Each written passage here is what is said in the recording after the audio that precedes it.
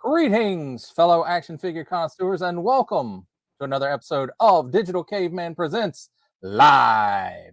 Tonight, I'm here with... Hey, I can't hear you. Can you hear me? I hear you.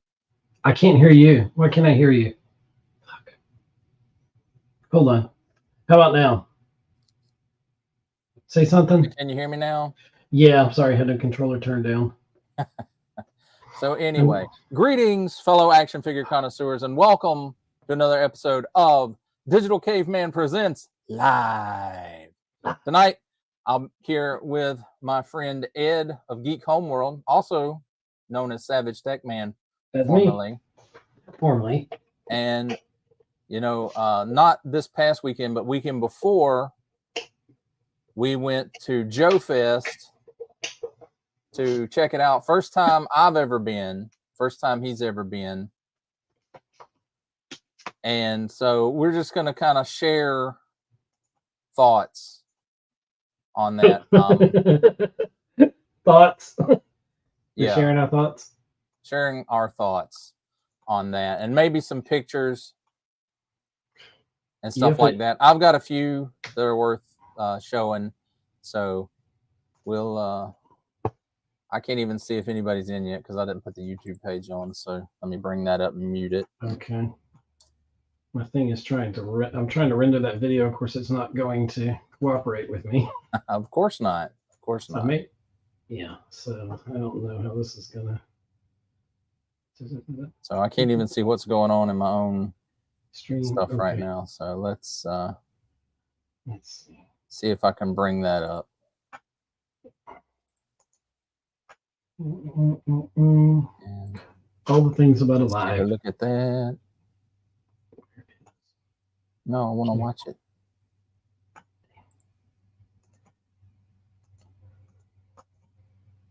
No, it's not going to be 53 minutes to encode the video that I already encoded. No, thank you. Looks like I won't have that video for you after all. Oopsies. Oh, well. Save it. Yeah, save it. Oh, it really is it untitled? It wasn't untitled, you idiot. I'm trying to get... Usually I don't do it this way. But I know. I'm doing things a little differently myself, and everything's taken over. I'm trying to get my other thing to start the recording. But I was like, why isn't my everything charging up? And I realized I turned my power strip off. It's like... I don't know why I did that. I just did. Sorry, folks. This is it's live. All right, my computer's freezing up nicely, so because that's what we want. I see 2 comments in there. I can't get to them yet. If you're there in the stream, bear with us. We're having technical difficulties. Oh, hey, Sovereign Knight. Oh, that's cool, dude. Thanks for showing. Join the chat. Am I not in the chat? So just you know, connect your YouTube account. Chat whenever you can. Hey, it's asking me to. Am I already in the chat? Because it's asking me to connect to comment, connect your YouTube account. Yeah, go ahead and connect. That way you can view and respond and all that stuff if you need to. Okay. Sign in the StreamYard. Okay, that's fine. Well, StreamYard to manage. Oh dear. Okay. Access. Hello. Oops. Let's do this properly.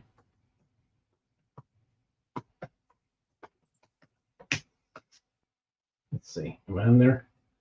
Of course, I misspelled it. Well, hello there. You are a bold one. Kenobi. This hey, is not 2 viewers, 2 likes, awesome. Tonight's refreshments will be sponsored by Splenda Rise Team. No sponsors, unfortunately. And Digital Caveman, was it last weekend or was it the weekend before? One of those weekends you came up. You were the first person in the studio, and we had a nice little party. And this is all that remains. Oh, you still hanging on to that one, huh? Not for long, as Wolverine would say. Mm. So, Ugh, that is not as good as the other stuff that the digital was it the digital cave woman, digital cave queen. Digital Cave Queen, yeah, she had some Yeah. some other drinks. Yeah. So, I guess before things get really into it, I've got some new pickups. And I've got this in from Amazon today.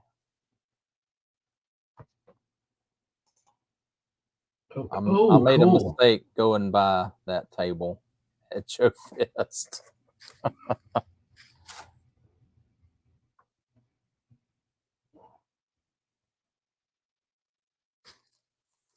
And let's see.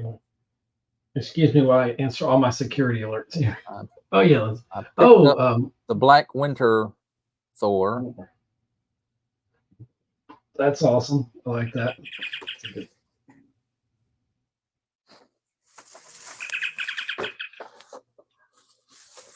And the X-Force version of Wolfsbane. Oh, cool. Cool. Yeah. What is that now? Right there. That's the Build-A-Figure piece for Zabu.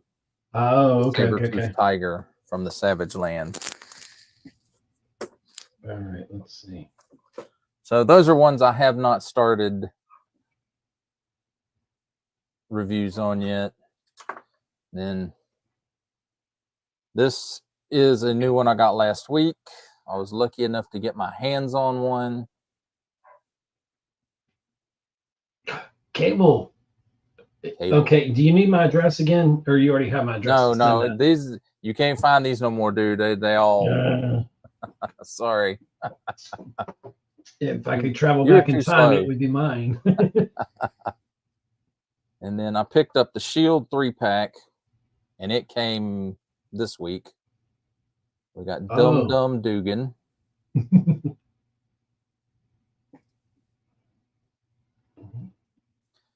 And it's got Sharon Carter or Agent 13. I think it's Agent 13. Oh, cool. I like those cut-off sleeves she's got going on there. And, of course, you can't have a Shield pack without good old Nick Fury. And this pack comes with an alternate head.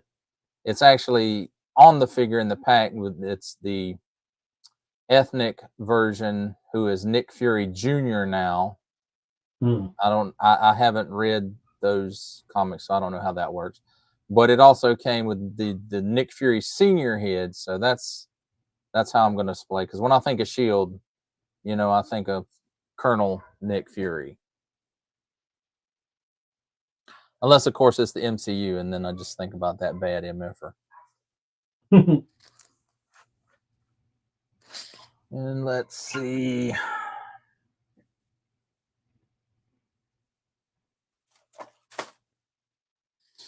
This came while I was gone to Joefest. I'm currently working on the review for it. Cool. Hey, look, someone's following you in the chat. Hey, I wonder who that is.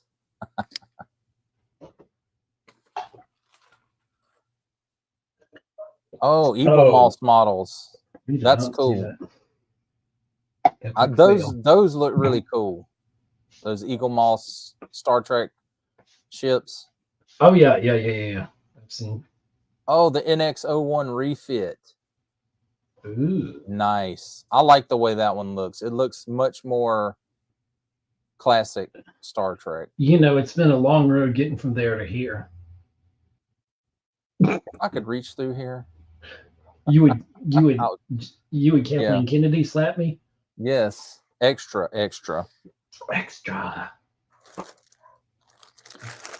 Then another thing that came right before I left the Joefest is the Metacom Mofex number 215. Shit. What's he called? Night Crusader Batman. Crusader.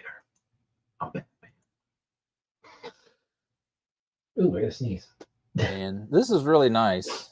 It's cloth, soft good capes with wired stuff in it. And it comes with 2 capes. It's got, this one that's got these shoulder pieces on it, which is the way that an artist during the Nightfall era, or I guess the 90s, I guess you could say, Norm Brafogel used to draw Batman with these spikes, but there's a flat one as well. And I thought it was just like this plastic piece and it uses the same cape, but no, it's not. It's a whole nother cape that's exactly the same, but this plastic piece that fits over it is just flat rather than spiked like this. And it comes with a butt ton of accessories. And I'm working on that one too. And then let's see.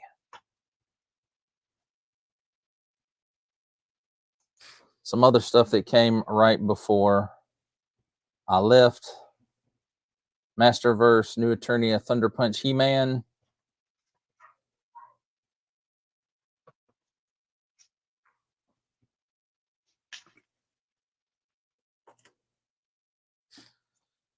New Eternia, Cyclone.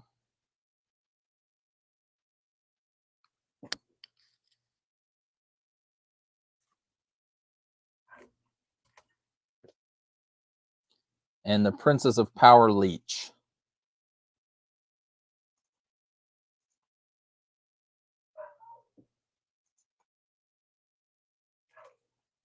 So that covers all the non-Joefest pickups.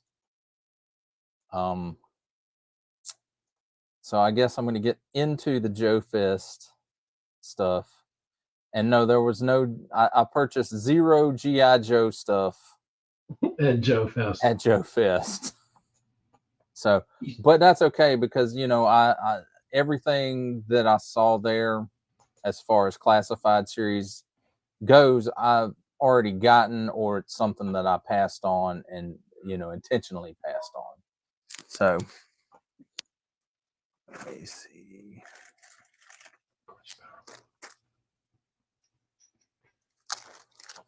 I picked up a 3-pack of these Assassin Skeledrones by Skeletron.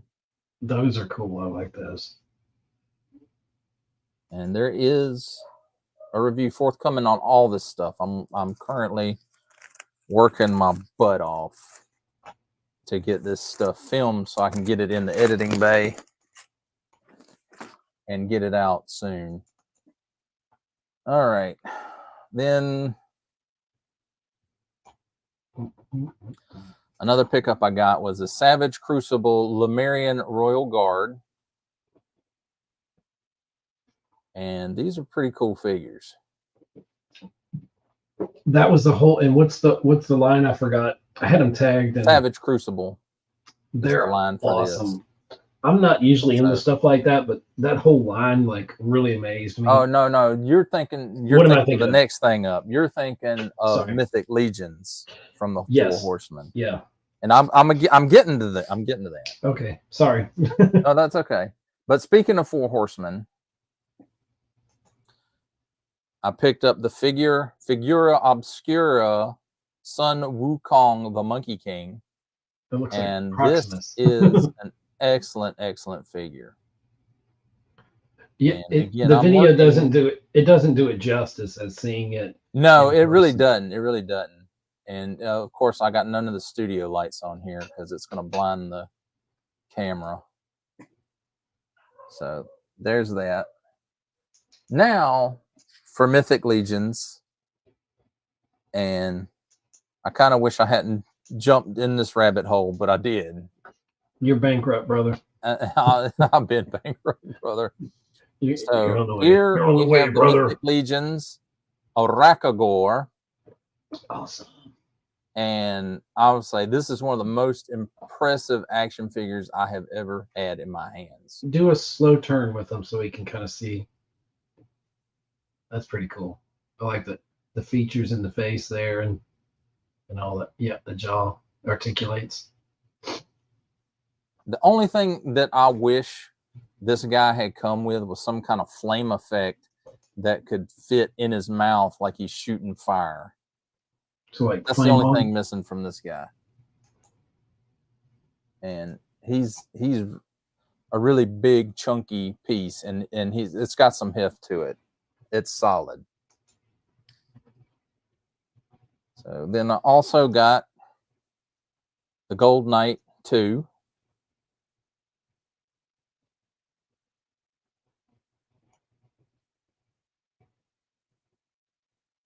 So he's got a lance or a spear. I guess that's more of a spear than a lance. So really, really, I mean, this line is just impressive. And then let's see. This guy's name, I think, is Arazak. And he comes with an alternate head, but I thought he looked cooler with his "You Shall Not Pass" face going on. You shall not pass. So, but he's a bad wizard. Oh yeah, he was one of my favorite, and I think Digital Cave Queen thought it's the same because he's got the different heads on there. Like yeah, he's got two different. He's got like a relaxed one, the raging, and then, you know, the "You Shall Not Pass" head. Right. It's not reds. And then again, because one knight is not reds. enough, I picked up the Dark Templar. Oh, he's pretty cool too.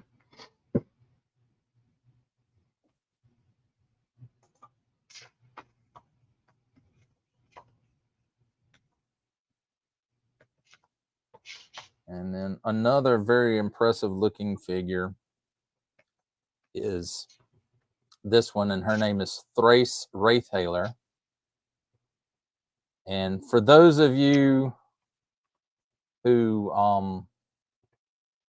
watch a lot of my reviews, y'all know I complain a lot about lines not having soft goods with wires in them. There is not a bit of soft goods on this figure that does not have wire in it. This little flap here in the front, this cape piece in the back, it's all wired. Is wired good? Wire is excellent because it means you can pose your capes, your fabric capes. Sweet.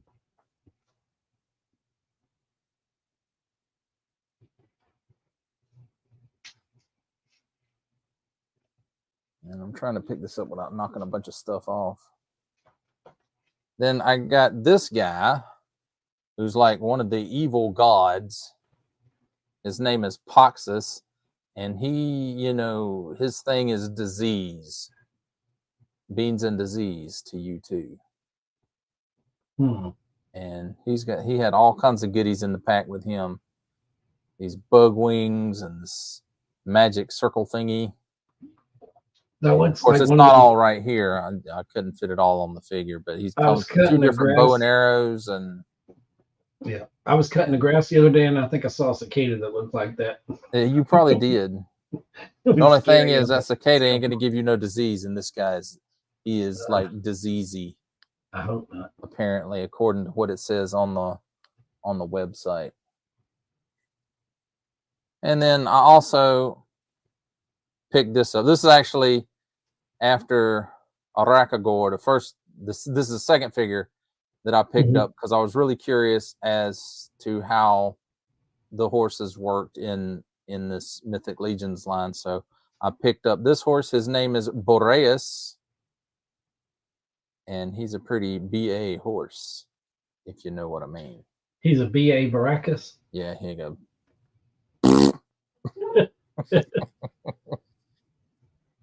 All right, and that's all my Mythic Legions pickups. For now. But it's not the last things that I picked up at Joefest.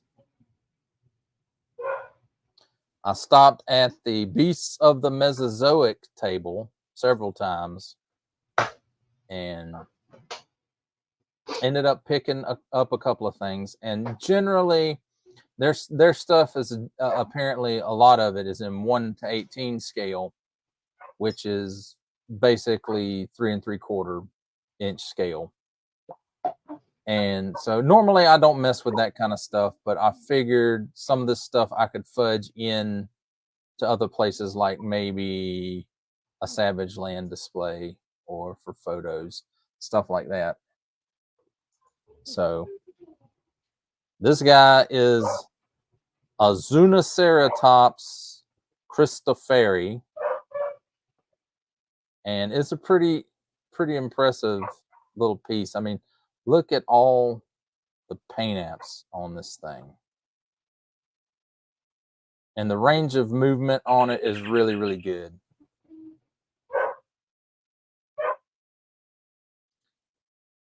Then the second one I picked up, and let me tell you, these things got some heft to them. They are heavy. They are solid. There's not a lot of hollow in the core of this guy. So this guy, the Triceratops horridus, and I mean, the paint apps on this thing,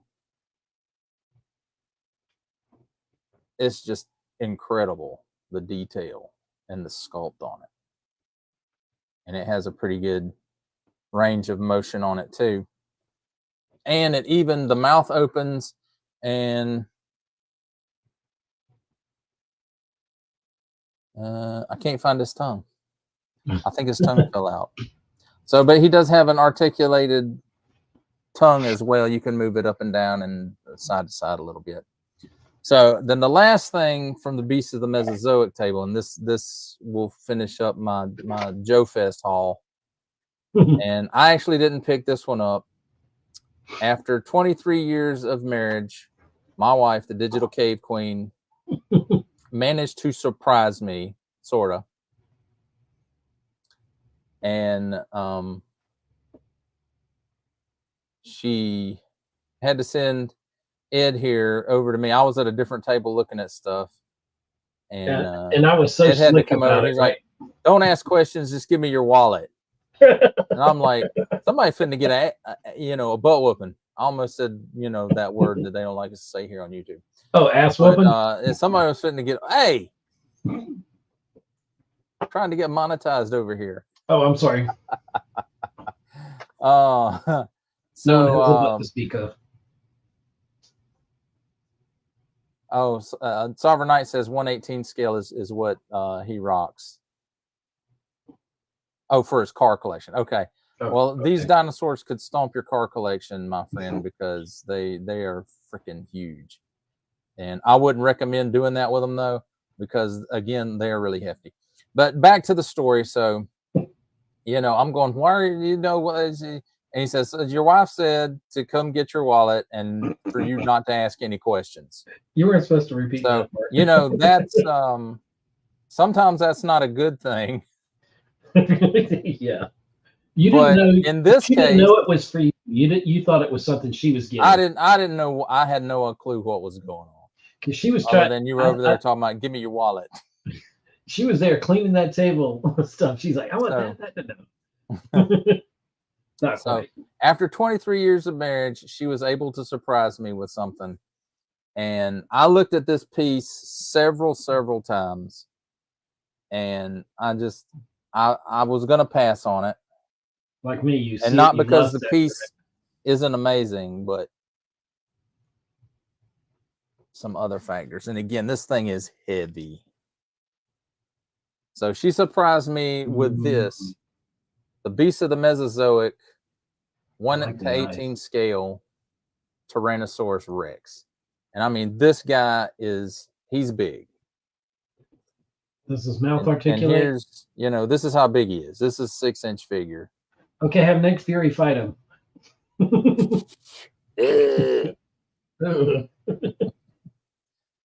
So, and again, maybe his tongue's still in there. His tongue's still in there. So it is, you can move the tongue. I don't know if y'all can see that. Wow, so that's cool. yelling or whatever. So, and again, the paint apps on this thing are great. It's and when I say it's a solid piece, it's a solid piece. It comes also with some alternate legs. These are like the display legs, but you can swap them out right here at the drumstick and put in the more articulated legs for posing and stuff like that. So that's my Joefest haul. And while we were there, I handed out, maybe 15, 20 of my channel cards. And I picked up a bunch of cards. And some of these guys I want to hit up because they had some really, really cool stuff. So if y'all are looking for that Beast of the Mesozoic, here's creative-beast.com.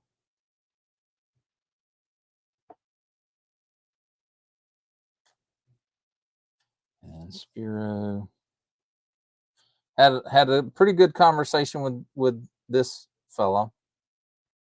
Although he was selling 3D printed stuff that he made, but it was for 1:18 scale stuff. So not really in my wheelhouse, but nevertheless, a really nice guy. And then I don't know who the heck this guy is. Some dude. All you want to do is talk about podcasting, film, TV, and tech. Yeah. If y'all want to check him out, here is a QR code that you can scan. Oh yeah, and whoever this guy is, he would love if you'd subscribe to his YouTube channel. Just saying.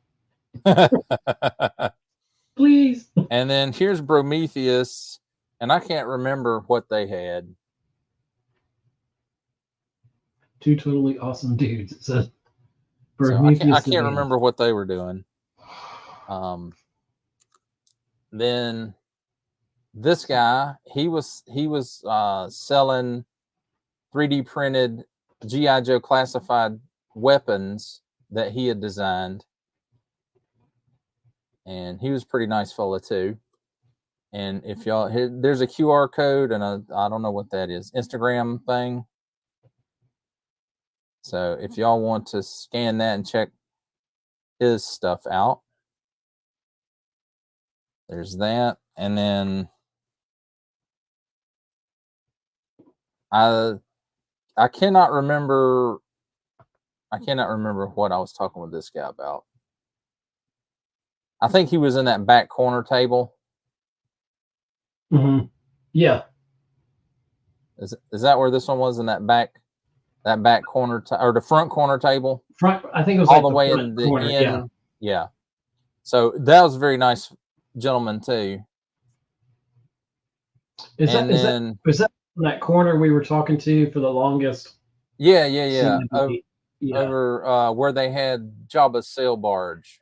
Yeah. Yeah. Very nice gentleman. Very nice gentleman. And then the last card I have here is this. So that looks pretty cool, right? Yeah. Now imagine that with zombies. That's true. This guy, his stuff was awesome. 3D sculptor and designer. Oh, and, yeah. I remember him. There's his information. And he had like zombie heads that were like from bullets, where it was just a bloody mess left. And do you think zombies? You could tag them later in the video or something, or there links in the description? Okay. If I remember to do that, yes. Yeah. So, my overall impression of the show was really, really good. And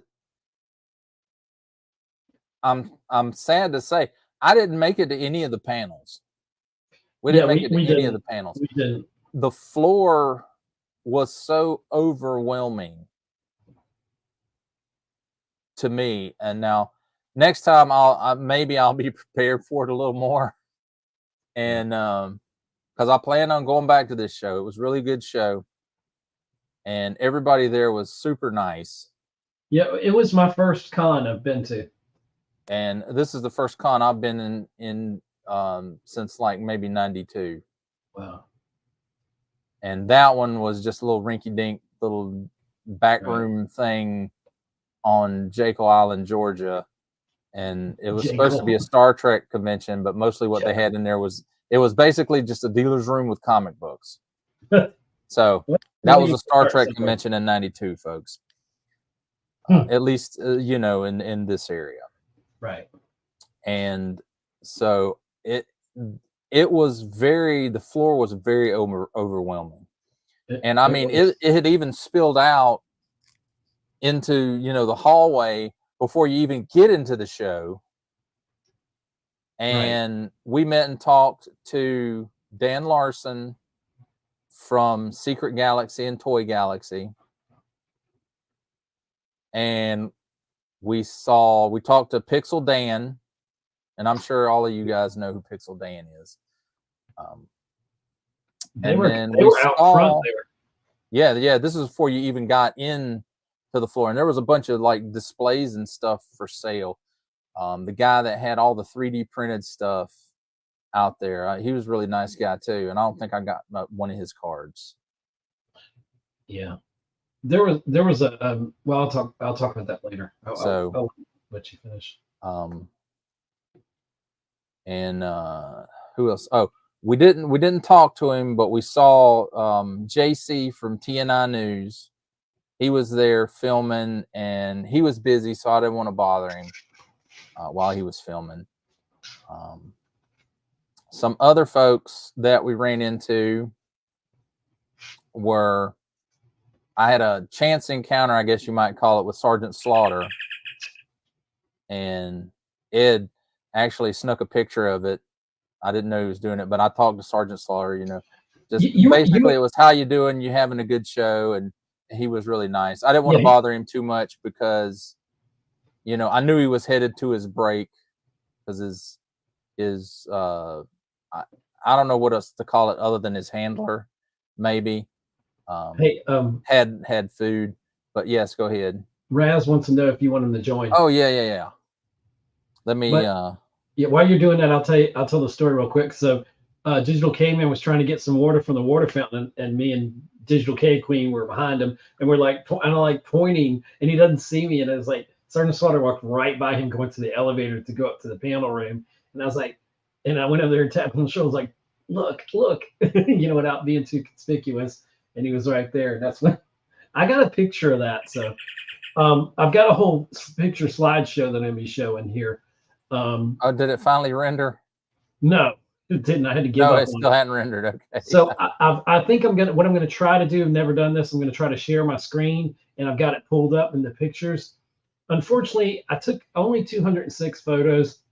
So they were in order in the folder, but I started renaming about 60 of them, and then that's as far as I got. So they may be out of order between the 2 days. So it's gonna be a mosh posh when it comes across. So I'm sorry about that, but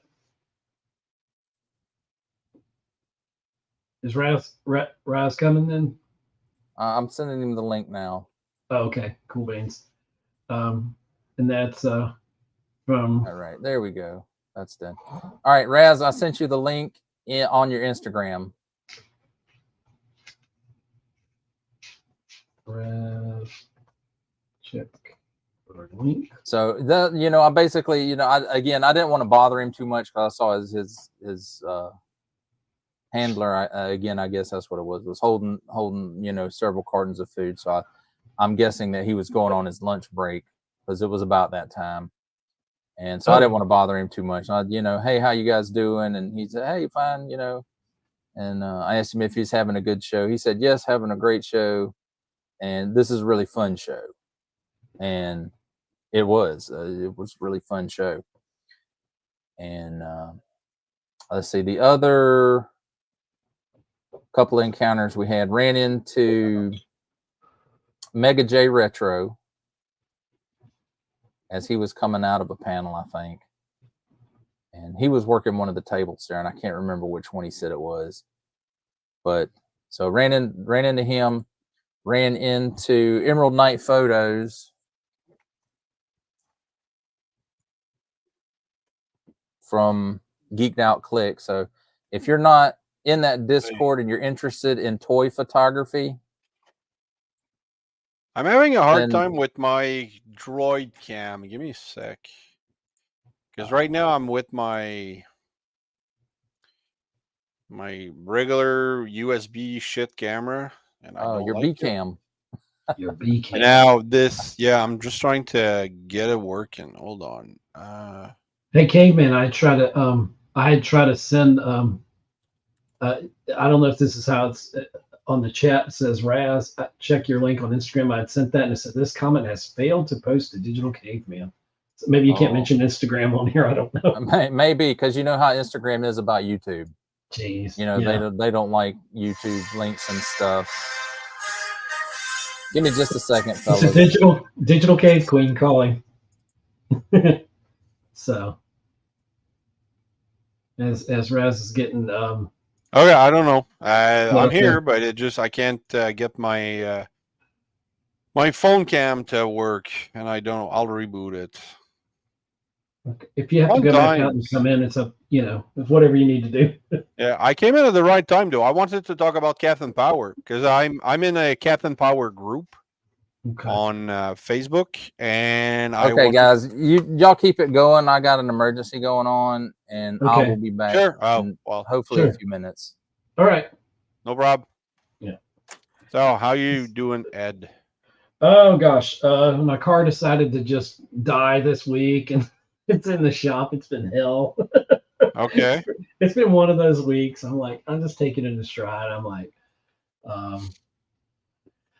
just everything that's going on is going on. Oh, by the way, I've got about 206 photos I took, and I tried to render it to a video, and it just wouldn't do it. All right. So I may be sharing my screen, and I did have them in order, but I started renaming them to make it a little easier because you know how they give those generic names, and yeah. And so they may be out of sync of when they actually happen. So it's like I have them straight in the folder, and then I tried to upload them, and it just jumbled them all around, and I couldn't figure it out. So yeah, that's what's up with you. My phone's acting up, and then I have to change because my charger is not working properly. Okay. So that's super annoying.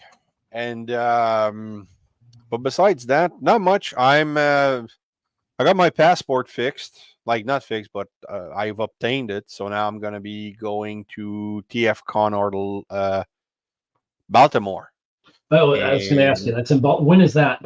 November 1st. Well, it's November 1st through the 3rd. So looking forward to going there. All three of us sometime need to find a central location where we can meet up. That would be cool. Where are you guys at? Oh, I'm down in Augusta, Georgia. He's down in farther south. He's in, I don't know if he wants me to tell, but he's in Valdosta. Okay, how far are you from, let's say, Baltimore? I don't know. I know I'm 2 hours from Atlanta, if that helps. So well, I don't know the U.S. that much, so. Okay, let me see. Baltimore. Yeah, Baltimore. That sounds like I got to pay for a plane ticket. Let's see. Let's find out. I'm going to find out exactly. So let's see. I'm going to Baltimore. How far away is that? Baltimore, Maryland. That is. Wow, there you go. Let's see. Yeah, I got my good camera on now. Hold on. I'm gonna set her up. Can't apply the. I got my bad hair. Man, I just came back from a friend's house, so. Let me switch camera. Why is this not doing it? Baltimore, Maryland. Cannot apply some options. Why? My phone won't take me to Baltimore. I can look it up on the computer here. I'm curious. I'm going to go Google Map. Well, that's what I'm trying to do. I'm trying to Google on my phone, but it just don't want to Google. Let's see. Okay. So That's not what okay, so you're from yeah. Where are you at? I'm in Augusta, Georgia. We're both in Georgia. So Baltimore, Maryland. All right, boom. That's fine. All right. I don't want to go. Augusta, Georgia. That's weird. It's not taking US. me there. Yeah, you are. Good. Oh, you actually. Wow. About 5 hours, 4, 5, 8 hours. I don't know. You're 9 hours and 42 minutes. Oh dear God in heaven. Yeah, See, that's a bit so away. we're never gonna meet by car because I'm actually driving 9 hours to Oh get to wow. Baltimore. Well, then that we'd be meeting halfway, right?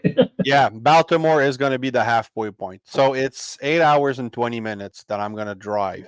I'm actually driving from all the way.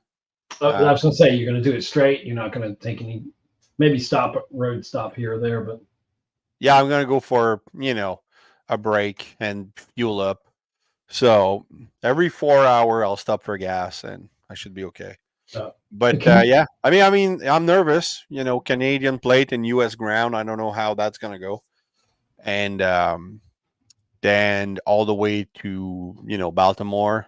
mhm. And the one thing I'm setting money aside to get be able to enjoy the showroom and but I'm just going there like I'm gonna get there on the first, and because my room situation is taken care of. Good. I'm splitting a room with three other fellow, and so that's That's gonna be that's the way to save money. exactly. Didn't have a choice. I like because I couldn't go, but there's a lot of people I want to meet that I hang out with on YouTube, and a lot of people that I've been watching for like 5 years that are going to be there, and they all asked me if I was going to make it this year, and so That's with a lot of peer pressure, if you will, I decided to give it a shot, try to make it, and now it's happening. So now I got the passport done, and I'm saving right. money to go, and hopefully, I don't know if I'll be able to do that every year, but Well, this was my first con that I've ever been to, so I've never been to one, and as a chance to, Caveman came down, spent the weekend, and then and since it's here in my hometown, it was in Augusta, in my hometown, my current hometown. It was just really cool to go, and so me and the digital cave queen and him went. That what we didn't go Friday; they came in Friday, so we went all day Saturday, and then pretty much all day Sunday there, and it was fun. It was, even though with my channel and I do film, TV, and text, it's not really my thing. It was more his thing, but I really wanted to go, and I really had a great time. okay. And there's a lot. He'll have to tell you. I can't remember the name. I should have prepared better for this stream because I had the different cards from the different vendors and all that. But there's a line of action figures that we were just talking about. I think it was Legion. I can't Mythic remember Legion. that I really thought was very interesting, and They are. They yeah, have some good stuff with Mythic Legion. yeah, Um, I'm trying to stay and away from them because I know that's going to be a money pit. But yeah, Mythic Legion. I don't know if you guys heard of Animal Warriors of the Kingdom. I have not. Caveman may have, but It's a line by a guy called Jason Bienvenu. mhm, I don't know where he's from. And basically, one of my YouTube friend Kato fell into that rabbit hole. So it's a Kickstarter project. Um, and now they did a Kickstarter for their Series 1, and then they just finished another Kickstarter for Series 2. And so I'm getting into that. But if you like good quality action figure, Animal Warriors of the Kingdom is something I would recommend. Uh, what was I gonna say? I met a famous person there, and who? Seth Green. Oh, that's cool. What was he My- doing there? Yeah, I don't. He actually spoke at some of the panels, but we didn't go to any of the panels. We just, we were so much to do on the floor and all that. We were just, I don't even think in 2 days we really got to see everything we wanted to see. We did, but in depth, if you went to all the different panels, and then maybe next time we will. But he was really cool. He's shorter than you would think. I didn't realize he was a short dude. I think he was. Yeah, I think he'll be as short as I think he always was. And I always think I'm a clever guy. So when I walked up to him, I had my phone ready because what happened? I literally passed some guys and they go, "Dude, that's Seth Green," and I'm like, I turned my head around and I was like, and he literally walked past me. I wouldn't have known him from anybody else. I mean, he had a baseball cap on and this and that, and he was with this really tall dude, probably his handler or bodyguard or whatever. Could have crunched me into a can if he wanted to, but it's so. I turned around and I texted. I think I shot some video, which I've got some video and some still photos. I'm going to show if everything works out on this stream. I'm going to show them when Caveman gets back, and one of them's where he was, and Caveman was like, "Okay, I'm over here by such and such booth," and then he came around. And anyway, you know how you want it when you go up to somebody, you want to say something clever and funny. I was going to make a Scott Evil joke or something, but then I was rehearsing it in my head as I was walking towards him, and the line was starting to form when people realized it was him. And then I had my phone out; it was like right here in my hand. And then he turns around, and all of a sudden I just froze. Yeah. And he's like, and he just looks me over, and he goes, and he reaches up and grabs my phone at my hand. He said, "Let's take a selfie." And then I was like, "Oh, I'm sorry. I guess I'm starstruck." And so we took a really cool selfie, and then I said, I don't know if I said I have a podcast, and I said I could hear myself how stupid I sounded, in my head. I said, I don't know if you do podcasts, but maybe you might be interested. And he's like, "Well, I don't usually do it." He said, "But I'll check you out." And he took my card, and he could have just been, Yeah. Joshing with me, but he was very nice about it. Some They must get celebrities, tons of, I'm sure he gets millions of them. And he was going around later on to the different booths, and he was back there with different people talking, and everybody was snapping a photo with them. And he was very nice. So I that's was pretty Captain Power because I'm on a Captain Power Facebook group, cool. and he mentioned that this was like his first convention in a very long time because now he's like a real estate agent or a financial advisor or some shit. I do So, remember going by his thing, but maybe Caveman can remember. Maybe Caveman can remember a little bit better. Captain Power, are you back, Caveman? Oh, Yes, I'm back. I had to we're unmute talking. my mic. Okay, we were talking about Captain Power. yeah, talk to me about Captain Power. There was a guy there who played somebody on Captain Power. I don't know. It was Captain Power because I'm on a I never- Facebook group. I'm on a Facebook group, and he keeps commenting to stop asking him to for stuff because on Facebook because a lot of people are messaging him and stuff. So Yeah. he set up an email address. If you want to ask question, you can send it to that email address. So he keeps posting that.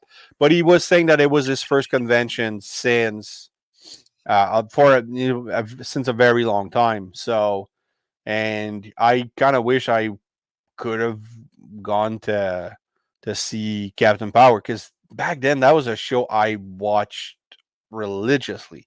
I loved Captain Power. So unfortunately, the closest I ever came to a Captain Power watching it on TV was the ads in comic books. That was right. it. They did not air it. Oh, that's too bad. We had 4 channels. We had no cable. We had no satellite. We had ABC, CBS, NBC, and PBS. You're right. That was it. Yeah. And PBS. I had the French translation. So yeah. So yeah. Did you run into Kato? I don't know. Do you know Kato? No, I asked him before we went down there if he was going to the show, and he said he wasn't going this year. So okay, too bad. Yeah, that's what I said. I said, darn it. Yeah, I'm hopefully gonna see him at TFCon Baltimore in November. So yeah, he generally goes to that. Of course, he generally goes to Joefest too, or at least the last couple of years. Yeah, I he know he's did because gone. he went, and I think last year he was actually helping at the booth for Animal Warriors of the Animal Kingdom. Yeah, or Animal Warriors of the Kingdom. Yeah, are you into that line?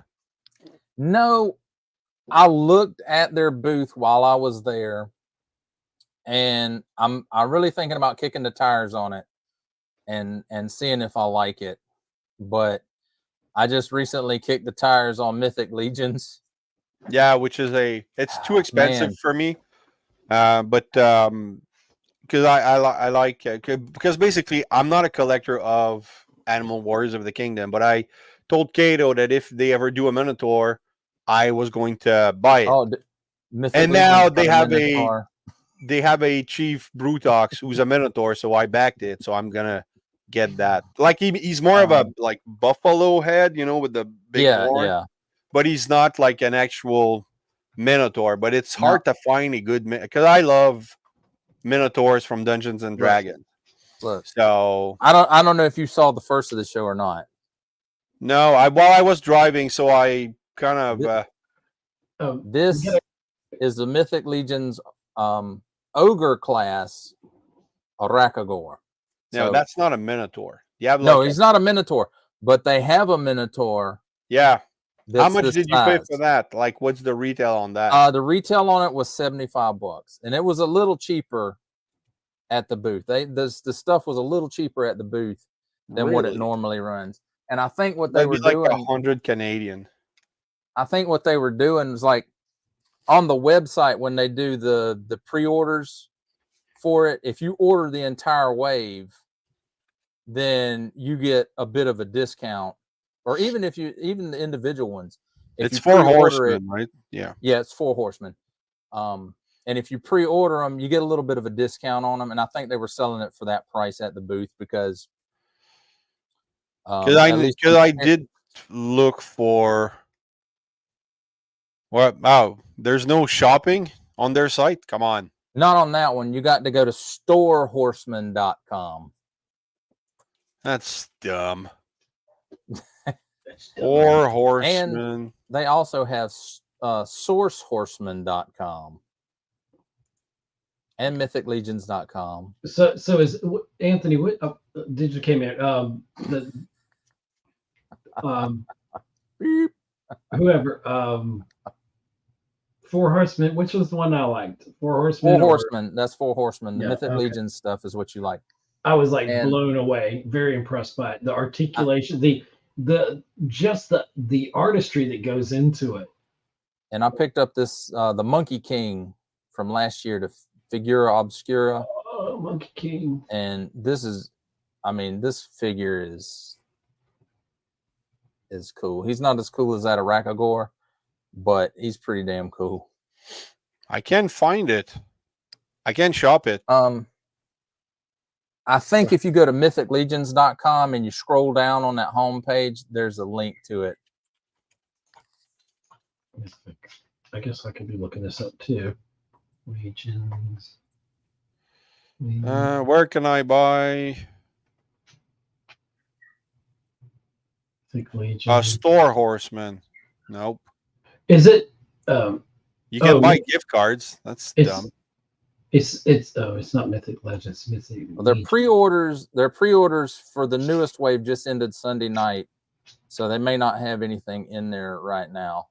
Yeah, because I know there was AliExpress or they had the Minotaurs, but they were like super expensive.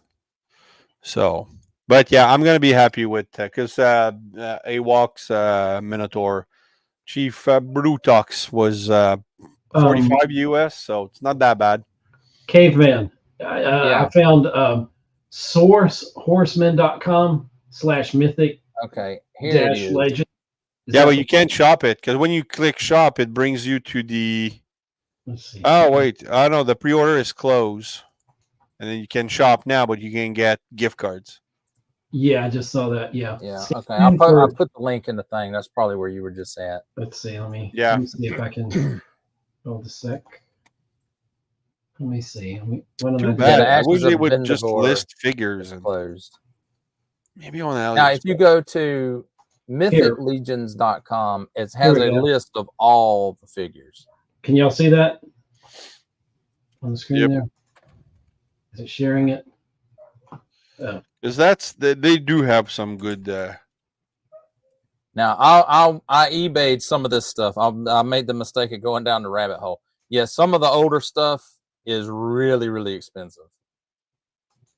But I They do don't a lot really of want to get skeletons and. too deep into this line, but good Lord, the more I look at it, Dude, they have dwarves. Hey, Caveman, can y'all They have see on the screen dwarves. there? they have I'm- ogres.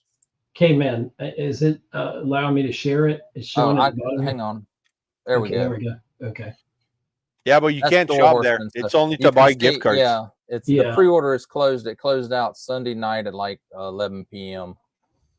You can Oh, give there the you gift, go. Here's the give the gift Minotaur. of legions. Okay. Yes. They have. So there you go for my birthday, Ed. What? Oh, I'll take gift cards. you take gift cards? Good. I'm Yeah. taking Disney gift cards because I'll never afford to go there. No, I'm just a big fan of Minotaurs. So Production updates. Oh, you want to hear about production updates? Let's see. Here's the release status. Does that help? These guys are awesome right here. The Cosmic Legions, Outpost Zaxxas. Yeah, I mean this is yeah, they have the checklist of everything that they release. That's pretty cool. and it's everything. Yeah. It's just, So, and how you can interchange the heads are really and awesome. it's cool because on here you can go on here, you can go to the 101, you can get the lore, the factions and the characters, the waves. There's a map, the art like that they use on the packaging. Then there's the checklist which has all of the general releases. I think it doesn't have like some of the con exclusives and stuff like that. I don't think it's included in that checklist because I saw some stuff on eBay that was saying it was con exclusive stuff that was not listed in the checklist. So, Hey, that's the thing. That these. and it even has the pronunciations of the names. Oh my god. That's awesome. Because some of these damn names are Yeah, hard. I literally talked to the guy. I said, I said, if you had a movie or a comic or something or story to bring this together, he said, well, we've done it the designers have done it backwards. Well, their way is they're building the figures and building the groundswell. Then, it'll lead up to something bigger. And I think that's a pretty good way to go. Yeah. Let me share this real quick. I want y'all to see wow. what it Sovereign Knight's looking says here. for a Diamond Select Enterprise. He's talking about expensive stuff. He says it's going for $300+. That's a lot of money. Yes. Okay, can you share this on there? Okay, there we go. It says on here the best way to get it is from storehorseman.com. While these pre-orders can take anywhere from 6 to 18 months Whoa. from pre-order to delivery, you will always pay the lowest price possible by supporting the line. But the thing about it, the thing about pre-orders through them is they charge you for it up front. Right. And they say you are guaranteed to get any figures ordered during this period, and there are no limits on the number of figures you can purchase. Once the wave has arrived at the warehouse and all pre-orders have been filled, we offer in-stock sales on those figures. These sales are known to be quite hectic since the stock for sale is limited and the demand is usually very high. We often limit the amount of any given character that can be ordered at one time during these sales, but stock still sells extremely quickly, and there are no guarantees that the figure that you want will be included in the sale or will be in stock, which is fine. And they have a checklist. Or is that where you looked at the checklist? Yeah, the checklist there. I love that. Got a lot of stuff. I mean, there's a ton of stuff. I looked at that all weekend. Just taking the deep dive. Show this tab instead. There's the printer friendly version of it. And I like that it's not just a checklist, but they give a picture so you know. Right. Yeah. What it is, Not every company does that. That's pretty cool. And you can click on those things and it'll take you to that character's page where if they have a bio, it's in there and it tells you like what faction they're with. And I mean, it's pretty detailed. Yeah. for them not to have, a cartoon or That's a comic book or a book even, That's interesting on this one, the Archaeopteryx. I don't know if you can see right there, the avian warrior. Yeah. I once had to do a report in grade school, and I remember that name because I had to memorize it. So that's so cool to see that. Yeah. So they take from like mythical stuff. There's a Azarak, the human sorcerer, released in Proxus, Proxus. He's I mean, cool. they're big figures too, so it's kind of hard to play Dungeons and Dragons with. But they're oh, I thought the other one. so- Okay, so they had the big one you showed earlier. That's yeah, the like big a one. monster. Yeah, he's like an oversized Okay. figure. Now this one, and I know you watch some of my Marvel Legends stuff, Raz, Yeah, and once I'm in a while. always complaining about how they the big plastic candy cone capes and they need to go to wired soft goods. Every bit of soft goods on this figure is wired. This little cape piece in the That's front, cool. this piece I mean, it's all wired. Yeah. Well, that's a good way to. Hey, do it. Sovereign Knight has a comment. He says, "Speaking of expensive stuff, I can't even get my hands on a Diamond Select Enterprise E. I mean, they are going for like 300 plus. Yeah, that's crazy.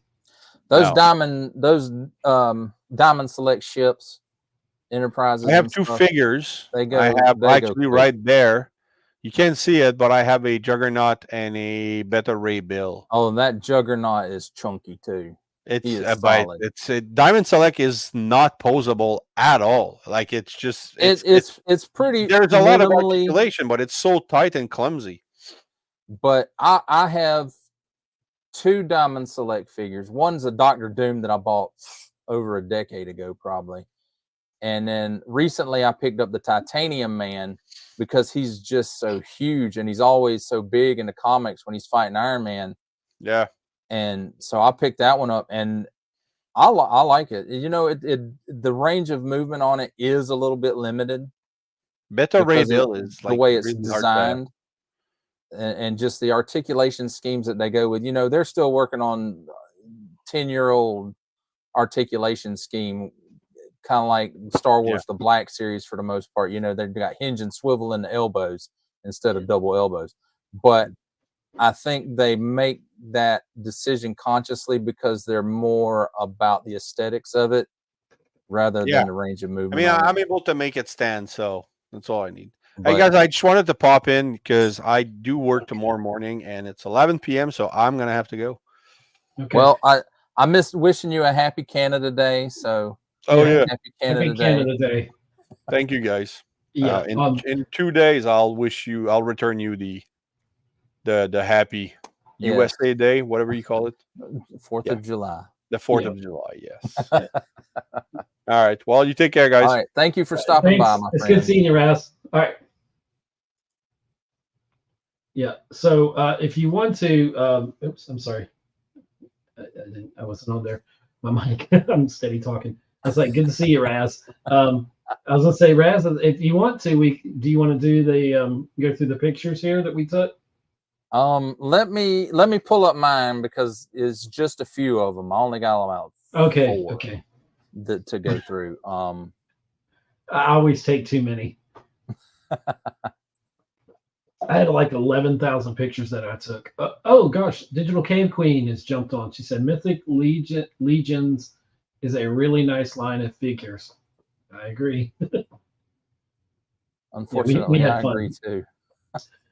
if unfortunately I didn't have any money, so next time I go there, I have some money, I might pick up some of the figures. I did like the sorcerer with the purple. He's really cool, and I just like how they mix different genres of stuff, and like you can take the figures what's unique, and you can take their heads and here's my little bit of stuff. This is where I was talking to Sergeant Slaughter, and Ed got the pictures of it, and then there was 2 of those, and then here I am with Coco. And I don't know if that was for sale or not, but can you pull it up full screen on there? Like click on it and then scroll through it. Yeah, it's just We're clicking. Oh, did it? Okay. I thought it did, but it didn't. Yeah. Okay, let me try this again. Yeah. Present.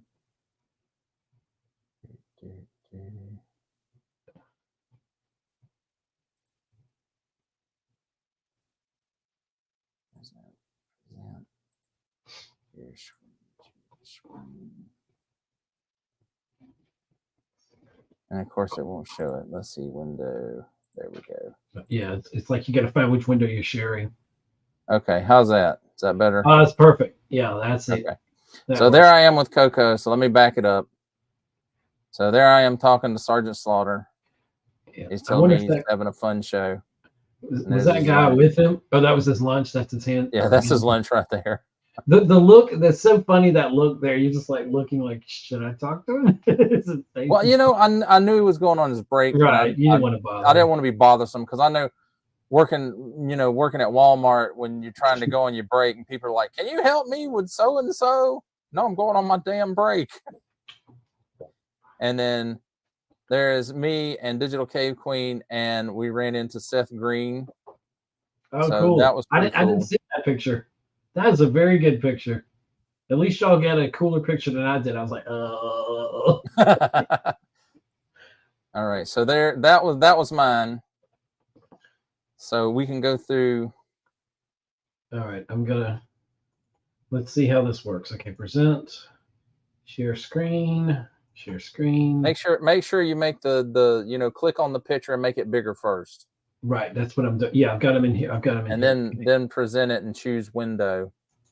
Okay. Can you see that right. now? There we go. All right, I got to be able to see on the other screen. Okay, how do I see what I'm doing? Okay, I have to go to the other. I guess I just have to present. Okay. Yeah, you just present. Okay, so then I'll make sure it's doing. what if I make this smaller? Does that hasn't affected No, it? it didn't affect it. That didn't affect it at all. Okay, so let me just hit the arrows. It's good. Yeah, that's what I'm I gonna do. can. Okay. Oh, no, that's fine. I made it full screen. So. Well, no, it's fine. You put us back in there, or whatever. These are not in particular order, so if there's anything. And this is just all from the floor, and right. I was just in awe. There's I didn't get that. Yeah, Animal Warriors of the Kingdom, the Spiro Toys table. Yeah. And there's Sarge. Sarge right there. And there was a line. You'll notice there'll be probably a lot of pictures. I didn't edit any of these pictures, so they're probably. Now I will say on Sunday the line was a lot shorter. Right. Saturday was really the big day of it. These are the Delta figures. Delta 17. That might have been the booth where Mega J Retro and Emerald Knight Photos were at. Although I never saw them there when we went by there. Okay. So I don't know if maybe I was just missing them or I wasn't paying that close of attention or what. I don't know. All right. And then there's Captain Planet down there right in the here. corner. Yeah, not that guy. The next one over. Oh, this guy right there. I think that's the Captain Planet right there. I remember walking by there because I kept thinking, what's the ones where they were fighting for the Earth in the 90s? Captain Planet. I kept confusing them. Oh, and look there. And then Cave Queen said, Joefest was so awesome. I'm ready to go to another one. I'm ready to go back next year. I am too. I'm ready to go. Yeah, if there's another one. And there you are with y'all were looking at it, and then yeah, that's one of the like 1,000 times we went by there and looked at that. Right. And all that. So these may not. These are all raw photos, so they're not edited nicely at all. Okay, that guy, the big guy there with the beard and the black shirt, that was the Creative Beast Studio, the head of the studio. Crud, what was his name? I got it here on his card somewhere. This guy right here. Oh. Yeah, that guy right there. That's David Silva. Okay. Designer, sculptor, and owner. I was actually trying to get this guy with the working proton pack right there. It's pretty cool. I Yes. saw a girl Thankfully, walking I around did with not that too. see. I didn't see any ghosts while I was there. So Yeah, that's a zoom in I did, but my phone did of him. He was quite a ways down the way there. These are kind of cool. Some of these are GI yeah, Joe. those are the Fortnite motorboat they've been repainted as GI Joe vehicles. Oh, I can. Is that zooming in on there? Yeah, it's zooming in. Okay, I didn't know I could do that. Yeah, Tiger Force. Which Right I've there. got one. I've got one of those boats, and I'm planning to do a repaint on it too. So Yeah, maybe I'll eventually get to that. those are pretty cool. And then there's more. I just started taking pictures of everything. So, oh, I knew that my cave queen would appreciate the Princess Bride figures here. Oh, she likes Princess Bride. Oh yeah. I finally watched it like last year. I'd never seen it. I was like, this is a really dumb movie, but I enjoyed it. Oh, Cave Queen already showed off what my Joefest haul. Yeah, he gave big props to the Digital Cave Queen for surprising him with his dinosaur. So there's another close up of those. I know those are like from the Flash movie, the Batwing there. I didn't look at it. Yeah, that's the Batwing, the McFarlane Toys Batwing, Yeah. and I don't know which Batmobile that was. It's got Flash on there, so I let's think see. okay, so that was the one from the Flash, and basically the only difference between the two was the Batman figure that came in it.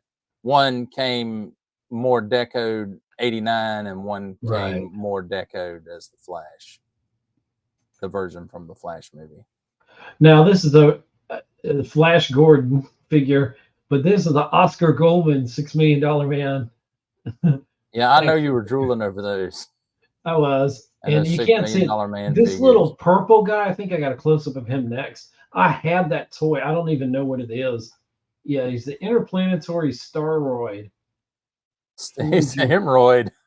Yeah, Interplanetary hemorrhoid. it was $2. I can't even see what that dude is. He's got like a clear, a kind of opaque purple head, and you can squeeze it. And he's got like a purple jumpsuit, black boots. He's fully jointed. What does that mean? That means he's got some joints. Oh, yeah, I think his finger. And by joints, I'm not talking about illegal narcotics. This guy this wasn't or was this the good one? This one might have been $80, the $6 Million Man. And it was, no, actually, this was the one that didn't have the patch there.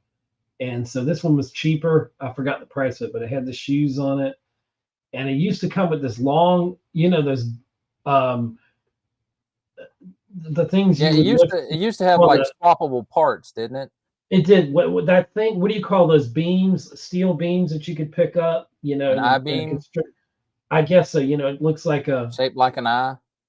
Is it shaped? I guess it's shaped like an eye, but it's kind of like got two ends like this, and then like that. It's got that's an I-beam. But with his bionic arm there, you push this button in his back, and it would lift it like you're lifting it up. And the other thing that the other action figure that I saw over there had was like a mini atomic bomb, something. I don't know. I think it was an atomic power cell for his bionics, which was never in the show that I remember, but it was just something. And then here's one, Knight Rider. This is a Knight Rider 2000. No, that's a Knight 2000. Knight 2000, excuse me. Not Knight Rider 2000. Remember, that car was red. You're right. Oh, you're right. Yeah. And if I remember correctly, wasn't it a Dodge Viper? Yeah.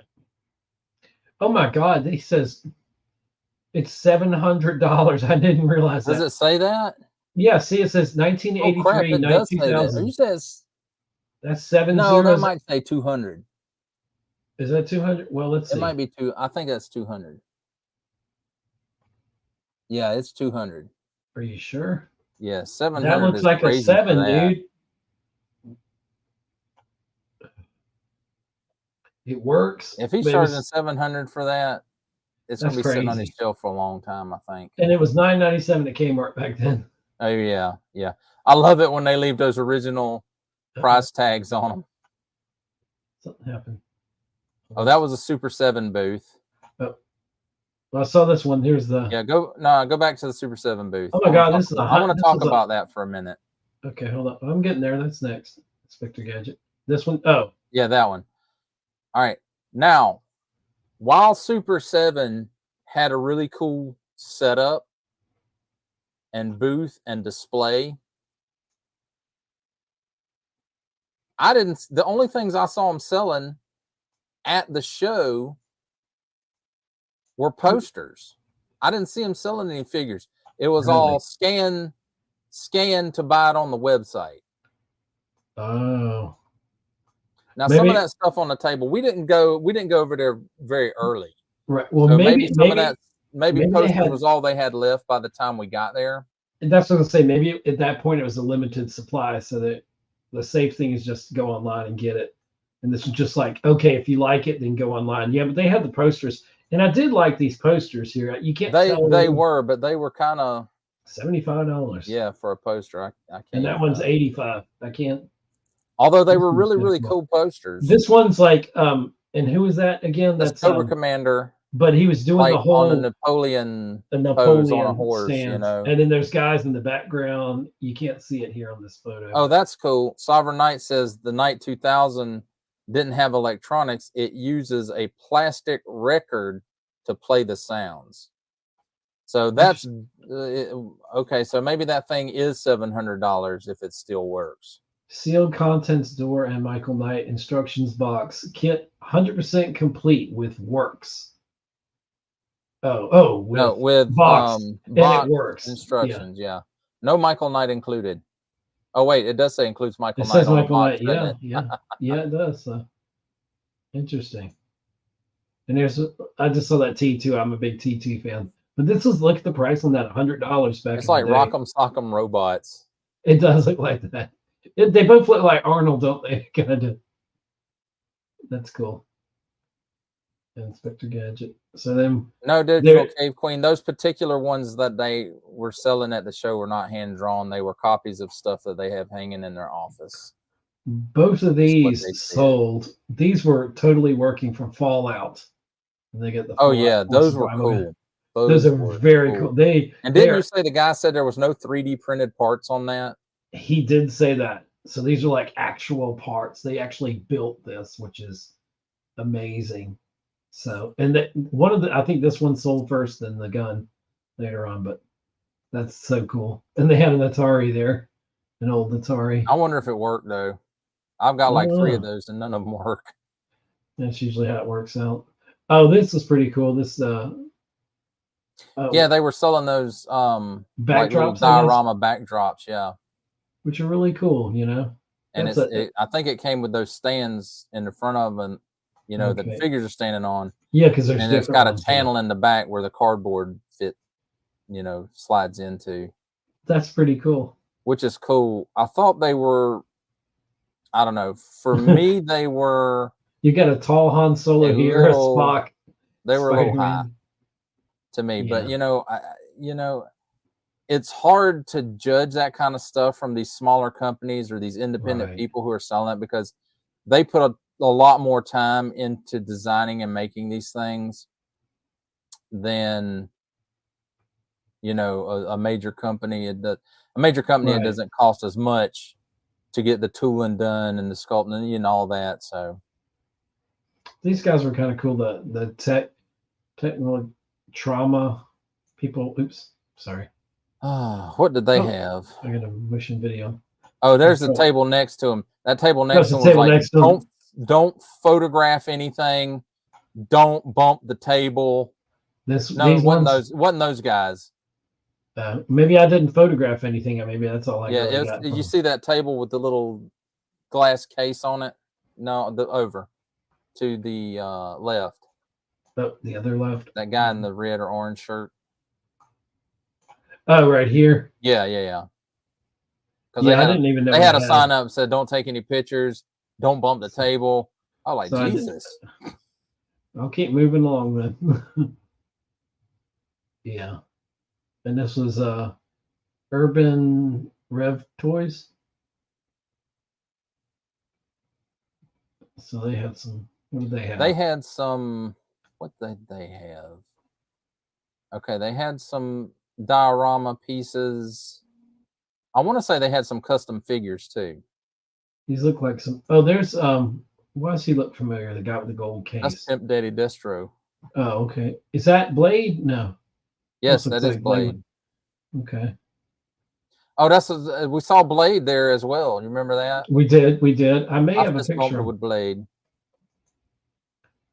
We This also was, saw Deadpool. Yeah. And there were several folks dressed up like Joes. This is GI Jason, I guess. Okay. Yeah. I got some stuff there. Oh, this is a. Hey, I didn't see that one there. This was just I was in the back of the auditorium there, like right before the GI Joe guys that were dressed up. This is where the vintage toys were, and it was just in that little dump bin there. So I cool. like Onslaught. For a minute there, that it flashed up there, and I thought, I didn't see that Onslaught build a figure. Oh, and there's something that's what the cool. You've got. It looks like some kind of ooze in there, but that looks like that's inside of him. That's I don't know if that's supposed to be Nate Gray or if that's supposed to be what's his name or Xavier, inside of Onslaught. It could be not Nate Gray. It's Franklin Richards, but because he's got the blue and white on there. It looks too much like Hulk Hogan. Yeah, it could be Reed Richards.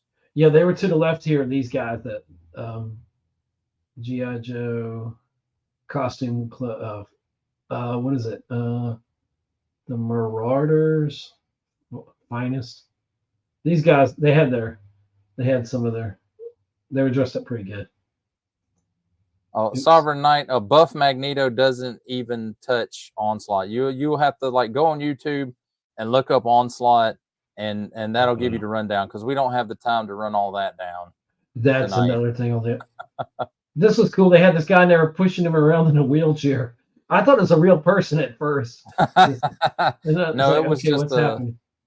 Yeah, but then there's some people back there taking pictures. Some of the guys from that table.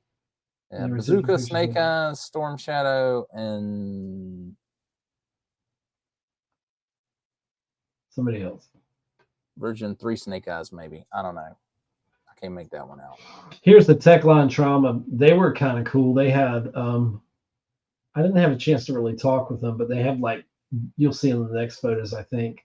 They have like body parts and how they simulate the blood and all that, and like gunshot wounds and like hand, they're and like this has the bladder in there, see with the blood and all that, and how they do some of the prosthetics. That was the booth at Trained Dog for Veterans, Digital Cave Queen said, but not this one. It was the other one where they were taking pictures. Yeah. So some of their stuff looked pretty cool, pretty realistic. Is that one of those things you can take it out and like blam it and? Yeah, like I don't know. Like if he got shot in the hand and he'd push on this and the blood would come squirting out or something, it's supposed to make it look realistic. And my camera, I was on the move, so this is on the outside before you go into the actual. Right. Up this wall here was the second floor where all the panels were. Oops, I don't know why it keeps blacking out there. All right, let's see. You let it drink too much. I did. There's what's his name? Yeah, that's a Viper. That's a Viper. Okay. Is this yeah, this is them. Those things sold out on Friday. These things are way cool. The Figura Obscura Egyptian gods, I think it is. Yeah, I was impressed with these as well. And that's why Digital Cave Queen kept going back over there. She wanted a set of those. She wanted this whole little diorama. Yes, she wanted all of that. And they said it was like $150 for that, which I didn't think was too bad. That was for the 2 figures with all the little set pieces. That wasn't. Oh, it was. It wasn't that whole set there. No. I'm sure I got more pictures of this. Well, come on back. Well, these photos are mostly in order, but there's what's his name again, and This was on the sidewall. There was the crazy ramen shop. And this is where the air condition worked the best in the entire building because it was Yes, freezing. and I will say this: usually you think about going to a convention and it just be full of, it'd be hot and full of sweaty people, and there was none of that going on. It was comfortable in there until you got to that one side, and it was cold. It was like they should have set up like the Arctic GI Joe base down there. They were not playing on that air conditioning. But I was comfortable the entire time I was there. This was a cool little booth that had, you can't really see it well in these pictures. Hopefully I got some other pictures, but it was like the Death Star and a few other things, like the clock that we got, the Star Wars clock in there. Oh, but that ramen booth, it had some stuff other than, I mean, it was just like a lot of Japanese kind of stuff. And here's another G.I. Joe display. That's some posters and stuff. Yeah, that was all cool. Oops. I don't know why this screen keeps going black. And then there's the Big Bad Toy Store Fresh Monkey Fiction booth. This guy was nice. We talked with him, I think, briefly. And oh yeah. Because that's the backside. This is the guy with the zombie, the space zombies. Arlen Pelleter's studio. Yeah. Yes. I think I'm going to reach out to him and see if he wants to come on the show so he can tell us about. Very nice guy. Yeah, he seemed to have an interesting booth there. Oops, I'm sorry about the Eagle Force, Fresh Monkeys. So then there's the back of the Super 7 booth, but the main part of the Big Bad Toy Store Fresh Monkey Fiction booth, and they had a display on the other corner. I think I'm getting there. That's it right there. Of the Monster Force stuff. Oops. Let me go around the corner here. I mean, that stuff looks really, it's cool. If you haven't looked at it on Big Bad Toy Store, go look at the Monster Force stuff. I know I'm going to Are you there? Did you freeze up?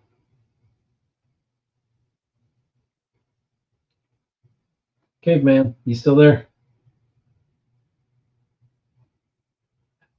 We're still going, as far as I know. Okay. I had some issues there for a second, spinning wheels and stuff. That's okay. You're back. I was still there. That stuff looked really, really cool. And I don't know. It's not a line I want to get deep into. Well, that's not it, is it? That was I think it's them on the corner. There's one on the corner. It's over on the corner. Look at this. This Darth Maul. They had a cool display of stuff, and I know I didn't take a lot of pictures. I was just so in awe. Hey, that was only $1,500, dude. Why didn't you buy that? I bet you could have or best offer. Somebody bought it. Somebody did buy it. They did buy it. Yeah, you know where I bet that thing came from. Oh, there used to be a line of toy stores. One of them was in Orlando, and I cannot remember the name of it, but they've been defunct for a long time now. And they used to have stuff like this that wasn't for sale. It was just part of their displays.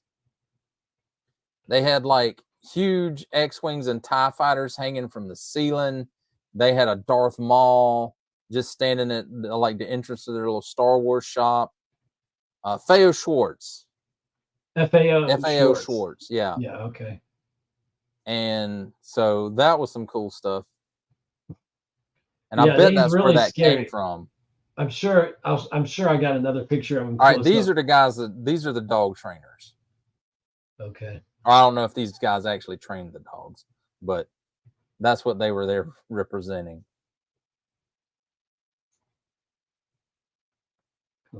Oh, this is right there. See where the little bins where I found the Onslaught. There was like Retroville. There was a lot of like retro toys. Lost in Space doll and or figure and other things. Now, which ones are these? Is these the ones we like? Are we getting? Is that your yeah? That's some Cosmic. I see some Cosmic Legions. I see some. I don't know what that one is. I ain't seen that. Oh, there's the alien dude. Yeah, the alien. He just leaning out, man. Too much prune juice. I think so. Yeah, then I got some. Yeah, that is the good close up of these. Yeah. These, and you could interchange the heads, which I thought was and make different types of Well, figures. you know, with the Four Horsemen's lines that they're running now, like Figura Obscura, Mythic Legions, and Cosmic Legions, it's all part swappable, and you can even swap parts in between lines. Oh, this is pretty cool. They had some alien stuff set up here in diorama. Oh, I missed that one. Let me give you the full out shot. This is on the other side of the aircraft carrier there. Toy domination, I guess. So this crawling really cool with aliens. Looking. Yeah. Yeah. Look at all those bugs. I was like, bug spray, please. Yeah. So that's another look at I don't know how I missed that. We're probably getting over there looking at that aircraft. I was probably at the Mythic Legions table. Yeah, we probably were. All right, let's see. Why is this not advancing? Okay, advance. Was that the last picture? Oh, that might have been. Did I go through 200 and something pictures already? See, I got them numbered up here. I had number 58 of them. Let me go back. I thought I had more of them. And that's not even showing the USS flag that was there. There was actually 2 USS flags that were there, and one was just like the regular setup, and then one was where this guy built all these levels that were the lower decks of the ship. Okay, and he had all this stuff, and he was selling all this stuff. Hey, look over there on the right hand side. That was the bathrooms where I actually had to wait in line. This is going upstairs here to the second floor, or you can take the. Yeah, that's where they had all the panels that we missed. This was, and these are going to go in back order. So this is at the end of the reel. Oh, Digital Cave Queen, yeah, did bring up. I was talking to one of the guys, or the one guy I talked to probably the most at the Four Horsemen booth. I don't remember exactly how we got something about the aliens, and I said we all know the pyramids were made by the Stargate aliens. He says I was in Stargate. Oh yeah, he did say that. Yeah, so that was cool. So he was one of the guys running around in the sand.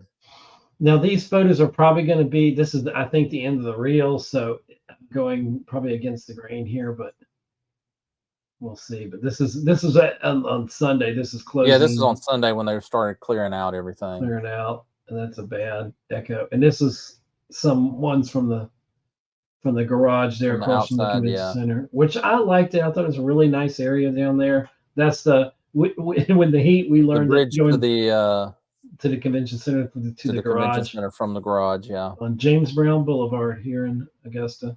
I felt good while I was down there. I feel good. That was hot. Thank God it wasn't the following week where it was like 104.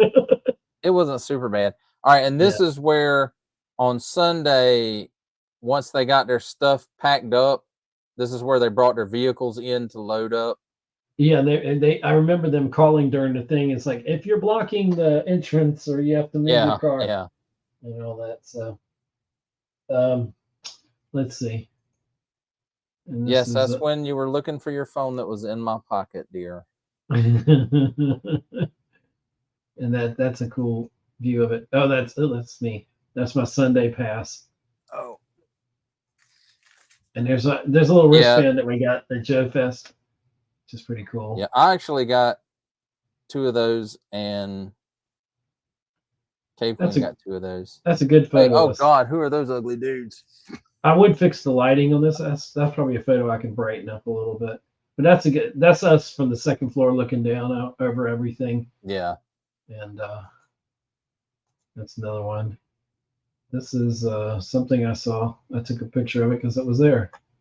The disavow, the element. Okay. Coming soon. I don't know what that is. That's a cool look, looking down on things. And the lobby's out this way. Oh, there's the kingdom. Yeah. There's an Animal Warriors of the Kingdom. This is where I saw that $80 over here in the corner. Where is it? Over in this area or Oh, where somewhere they over had here. all the little posters and stuff. Right. Well, they had the ones here, like in the little 8x10 frames. They weren't as impressive, but over here somewhere is where I found the eight. I think right over here is where I found the $80 $6 million man action figure that I've wanted since my childhood, and I should have maybe got it, but oh well. Here's just some photos of things, random photos. Oh, This man, is upstairs. I can't believe we didn't get any pictures with Pixel Dan and Dan Larson. I feel like I don't know if we did. I think we were they were kind of busy with people. So yeah, they were. They were here's the busy. Darth Maul. But at least we got to talk to them for a few minutes. Yeah. And those are the guys up record, top. And they probably didn't even look at it. Yeah. This is who knows? They might be watching now. I don't know. I saw this. I think I remember this from playing it with my childhood, but I kept forgetting the name of it. I remember seeing those in like the Sears catalog. Dude, look at this photo. That was that statue. It was like a 7-foot statue, and that is I'm telling you, man. They used to have that at the Feo Schwartz stores, and it stood at like they had a little Star Wars shop. Yeah, it was at the entrance. I was staring at least at the one in Orlando. This is Strike Force. I don't know what they have there. Now, something I do want to say about the vendors that were there, and it kind of really surprised me. For the most part, new figures were selling for what their retail price was. So really? if it was a G.I. Joe classified figure or Marvel Legends figure after the price hike, they were selling for $25. So is that good or bad? If it was something from before the price hike, when stuff was selling for $20, I saw stuff that was $20, the same as its retail price. So no, that's good, because honestly, I was expecting inflated pricing, and there may have been some places there that had inflated pricing. And as far as what their prices were on the vintage stuff, I couldn't really judge that because I don't really follow that closely, the vintage stuff as much. And I don't really follow it at all, really, as far as pricing goes. I like to look at it, but yeah, I remember that old Cylon Raider. He had electronics, and you could move he had a little switch on his back that you could flick back and forth for his eye to move back and forth. Oh, that's cool. Yeah, I'm always looking for vintage or the 90s series of Battlestar Galactica, which I liked as well. But I really want some decent action figures and of the ships, like the Cylon Raider and the I think I have what you need to look for is a model kit. I've got this one. This is, I think, a die cast of Battlestar Galactica. I don't know if I can see the screen there. You can see that on the screen. Yeah, that's what it is. Where's the camera? Right there. Yeah, this is it's one of my favorites of all time, and but this is really nice. But I don't have a Colonial Viper. I wish I had that, and so I'm always looking for some Battlestar Galactica stuff. And but that was there. Yeah, there's. And how much are they selling it for? $50. Wow. I don't know that I'd pay $50 for that, but no, because there was actually a piece that went in his gun. Yeah, that lit up. And here's Seth Green and me, the guy who made you stumble all over your words. Let's see if I have volume on this. What did he say? Let's try that again. I don't know. I couldn't hear it. I don't know what he's saying.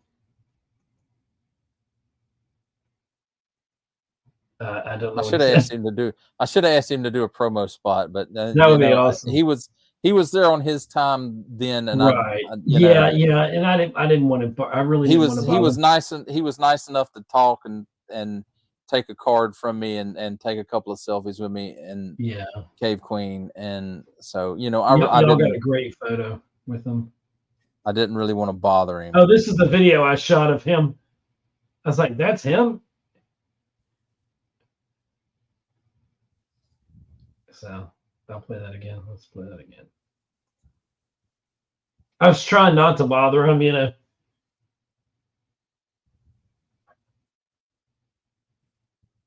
Anyway, so. And I think he's more collects vintage type stuff than.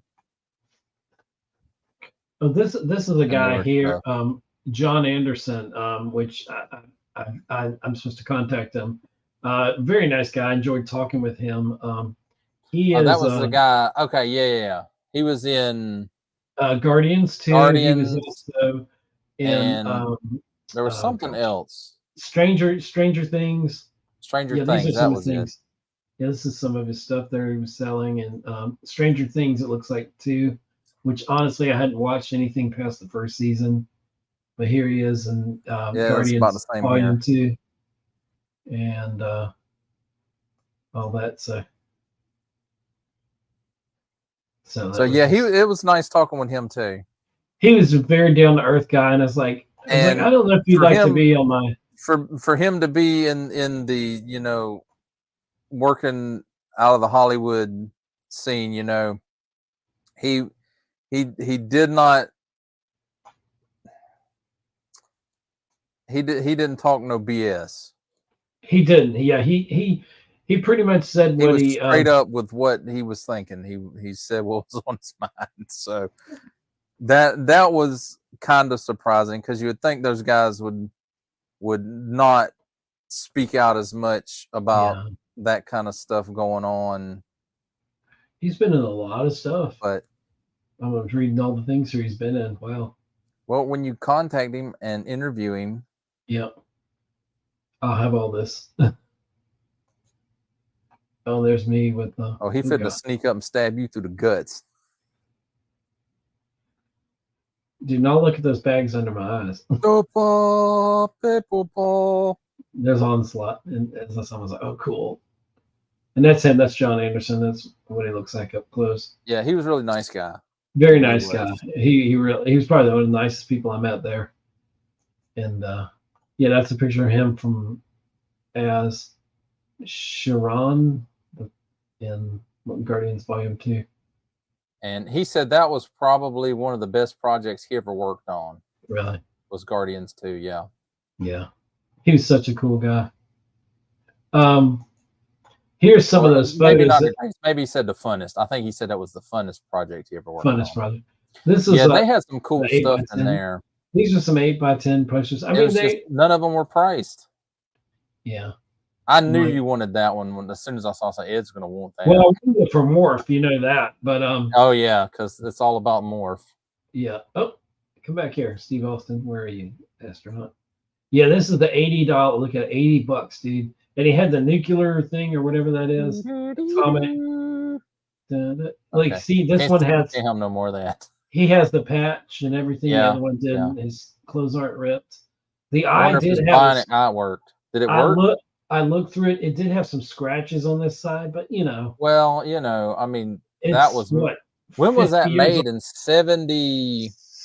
Mid 70s or mid to late, maybe mid 70s, mid to late 70s at that.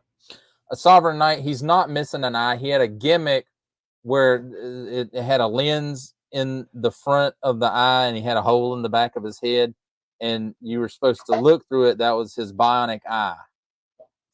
Yeah. Let's see. And so, yeah. And he had some other action features as well. Yeah. And I'm a massive $6 Million fan. I mean, I grew up, I was doing the bionics and all that stuff. And so I remember I literally got that action figure, and my mom had left me at the house with my dad. And then my dad was in the front room, and I was in my bedroom playing with my action figure, and he's probably fighting with G.I. Joe or working with G.I. Joe, because I had a G.I. Joe like the same articulation as this. Yeah, that was what our action figures were back then in the 70s, and I was a kid, and so I'm playing with them, and his arm came off, his bionic arm, and I didn't know it was supposed to, and so I thought I was in trouble because I just got the action figure, and so I went and so my mom came home with my brother and sister later from shopping, and they were looking for me around the house. And she asked my dad where I was. He said, "Well, he's in his room playing and all that." And then they couldn't find me. They were yelling and screaming. I was so scared that I had broken this brand new toy that I got. Oh, And no. so I hid under the bed and fell asleep. I ended up falling asleep under the bed. And they eventually found me. And but my dad was like, "I don't know, he's in his room." This is back in the Sovereign Knight says it's the fall guy in a red jumpsuit. Go Colt Seavers. yeah, the original Colts, the original Colts. Colt, not the new one. I don't know nothing about that was a good movie, but that is not the fall guy. I don't know even know why they called it that. But yeah, I saw this and I was like, Steve Austin. Oh yeah, the Ballad of the Unknown Stuntman. Unfortunately, we don't have the rights to play that. We don't. But and also Colonel Steve Austin, as he was known, he's the one and only Steve Austin, not the wrestler. Ooh. Remember in like the late mid 80s when they were doing the movies? Yes. And he had a son, the made for TV. Oh yeah, movies. yeah. He ended up having a laser. His son didn't have his bionic eye shot lasers. I know. But, we've got somebody else in. Digital Cave Queen says, "Welcome, Zaziel's Clubhouse." I hope I said that right. So please feel free to comment, like, share, and subscribe, and all that good stuff. Yeah, and here, this is a local guy, and I need him to contact me. I didn't, for some reason, he didn't have a business card or whatever, and I didn't have any cash on me or anything to buy anything at the time. But he has a line of comic books here, and he does. If I understood him correctly, he wrote the stories and he contracted someone to do the artwork on them. But this is the Legacy of the View. I think this tells you this is like the first issues, but he's got several issues, and that's got to be a hard industry to break into. See it and look. Can you see? Hey, look, there's our cards. There's our. He got. Yeah, you know me. I always give out my business card and your business card. So he's got ours up. So to this gentleman. So hopefully he'll contact you when he wants. This is him right here. Legacy of the View. This stuff. Young man, and he's from Augusta, so my current hometown here. I got to see. I wish I had his name on there. I guess that's one of his shirts or something. But yeah. If you happen to watch this, there's this little, I guess I can scan this thing, Specs. That's his name. He goes by Specs. And this is his Visions Comics. But if I was going to scan that, to get like his card, he's like, no, if you scan that, that'll take you to purchase. To the store. Yeah. Which is fine. But it'll take you to the Super 7 store. Yeah, let's see. This is number 1. Here's number 2, issue number 3. And I don't want to tell you what his powers were because he told me, but I didn't write it down. And you weren't paying attention. I was paying attention, but he was a nice young man. It was nice talking with him there. And let's see if I've got. Yeah, I have to say everybody we talked to there was nice. I didn't see any Karens. Everybody was just happy to be there looking at toys. Everybody was nice. Yeah, nobody was like stuck up or anything. But anyway, it was really cool, and it was a very relaxed atmosphere. Even though Saturday was a bit crowded, if you bumped into somebody, it was excuse me, and they said, "Oh no, don't worry about it," or vice versa. It was very copacetic. So I have homework for your viewers. If you guys can find out who this gentleman is, I don't know if that's his name. I don't know, or maybe that's who does the artwork. I don't know, but if you can figure out who this guy is, he's from Augusta and all that. And I asked him, I said, do you take right here, Augusta, Georgia's superhero comic book, Legacy of the View. If y'all can find out who this gentleman is for me, just let Digital Caveman know here or something, or let me know at Geek Homeworld on my YouTube channel. And because I'd like to reach out to him. I'd like to have him on on my podcast and talk with him about his comic book line. But I think it's just really admirable somebody, and like I said, that can't be an easy industry to get into, Yeah. I mean, and especially to hit mainstream and get diamond distributors to, sell your book and stuff like right. that to make I it should have mainstream. just bit the bullet, but he was one of the first vendors we saw out there, and I should have just bought some of his stuff and been on my way about it, but unfortunately didn't get to. But anyway, he's really nice. This was a booth over Oh there. yeah, he had a bunch of dioramas. Yeah, And this was on the outside of the floor. This was right. before you got into the convention. Yeah, he's proper. actually over here on the left. Now this is, and I'm going backwards in the pictures. That's why these seem out of sequence. And yeah, we talked to this guy a lot too. This guy was very nice. And then there in the back, you can see. So you did get a picture of Pixel Dan. There's Pixel Dan. Yeah, we got to talk with him, and yeah, they had some really cool. His dioramas. This gentleman's dioramas are really cool. Yeah, yeah, and most of those were 1/18 scale. Let's see. Oops, go back. Or 1/18 scale. And these people, I'm not sure what they had. We looked at some stickers and stuff. I think Digital Cave. Yeah, I think Cave Queen bought some earrings or something from there. Yeah. And that's just going in there. There's the entrance to the thing, and I don't know what that's supposed to be. I feel like I've seen this from some. I gave this person one of my cards, so it's got to be from some kind of anime. I think it is, because I recognize what the suitcase and the telephone head, and I guess her name is Phony is the name. Okay. Yeah. But I don't know what all this means. It looks like a teardrop on the phone, and someone out there can educate me. This is just outlay of, because I'll take pictures of anything. Yes. And you can see we're going backwards in time. I didn't get all these numbered, but this is where we were. The Olmsted Exhibition Hall, and I guess B was upstairs. I don't know. So all that. No, B was the back half. Oh, was the back half? Okay. Yeah. Yeah, this is what was going on. This is page. We see we're going backwards in time, but. Yeah, like Saturday, I didn't even see that. Yeah. No, Digital Cave Queen told you it was Pikachu earrings that she bought at that stand. Yeah. Oops. Come back here. Page 2, page 1. So these are all the panels that we didn't make it to any of. Because I know Seth Green did a panel up there. I'm trying to see. Breakout. I don't know, but I saw on Joefest USA's page that they had stuff with him. All right. Okay. This was from an overview from the top, kind of when you walked in there from the second floor, you could see. Yeah, and that empty table right there next to Pixel Dan, that's where Dan Larson was.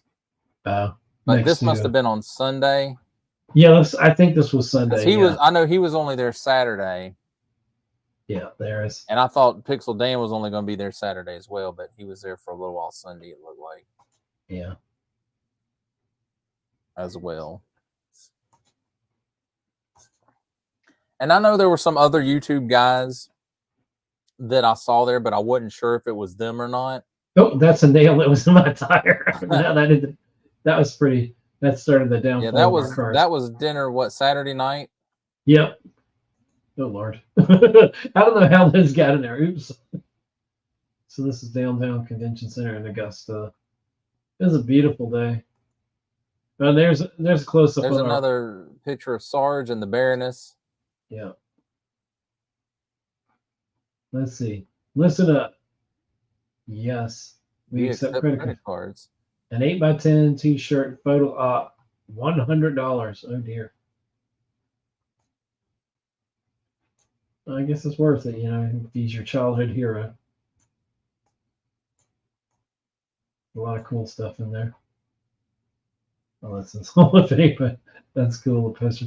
He always reminded me of. I can remember in the 90s when he was still wrestling, and there was like this storyline where he got kidnapped by Saddam Hussein and brainwashed.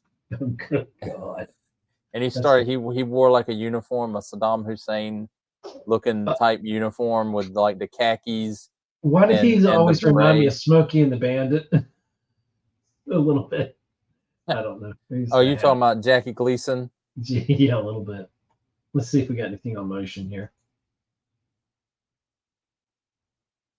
Okay. This was some of the G.I. Joe art, but they had tons of these boxes of these posters. Yes. And there was just tons and tons of stuff there. Like, look at some of these are as awesome. well. That's pretty awesome right there. That one I thought was pretty cool. And I didn't get a lot of these up close. I don't know what that was. This was something that was good you know, too. I'm Dark going to be honest. Shadows. I really intended to go there and shoot a bunch of footage and put a video together, but I was just tired. There was so much there to look at.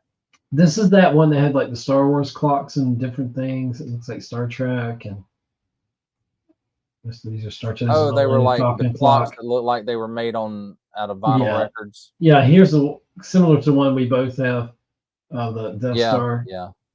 But they had a lot of cool little swords. I think these were individual swords. Yeah, they're little metal swords.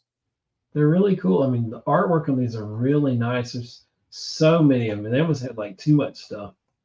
I mean, there was too much to look at, man. It's like these really beautiful swords. You know what? I feel like it was well worth the price of admission, and the price of admission was not much. Okay, here is the lower decks of the USS Flag. And one of the things is really cool. They sold these individually. Those arcade cabinets and the doors and the bed. I mean, all of this 3D printed stuff. Yeah. He was selling this stuff. Didn't you buy one of these or something similar? I did buy one, but it wasn't one from him because it was the wrong scale. It was that other guy on the back wall. Look at the food here, the hot dogs and the hamburgers. Is so cool. And I forgot to show that off as part of my haul. Oops, let me go back. So then, just a little locker. Oh, that was this is. But that was, I mean, and that thing was on wheels. It was pretty cool. I hope that thing was amazing. It's like 4 levels. Yeah, here's the aircraft carrier. No, there were like 2 levels under that one with the table and chairs. Yeah. And I asked him, I said, why are these all blank? You just gonna fill them in later? He's like, oh, I'm gonna make those vehicle bays.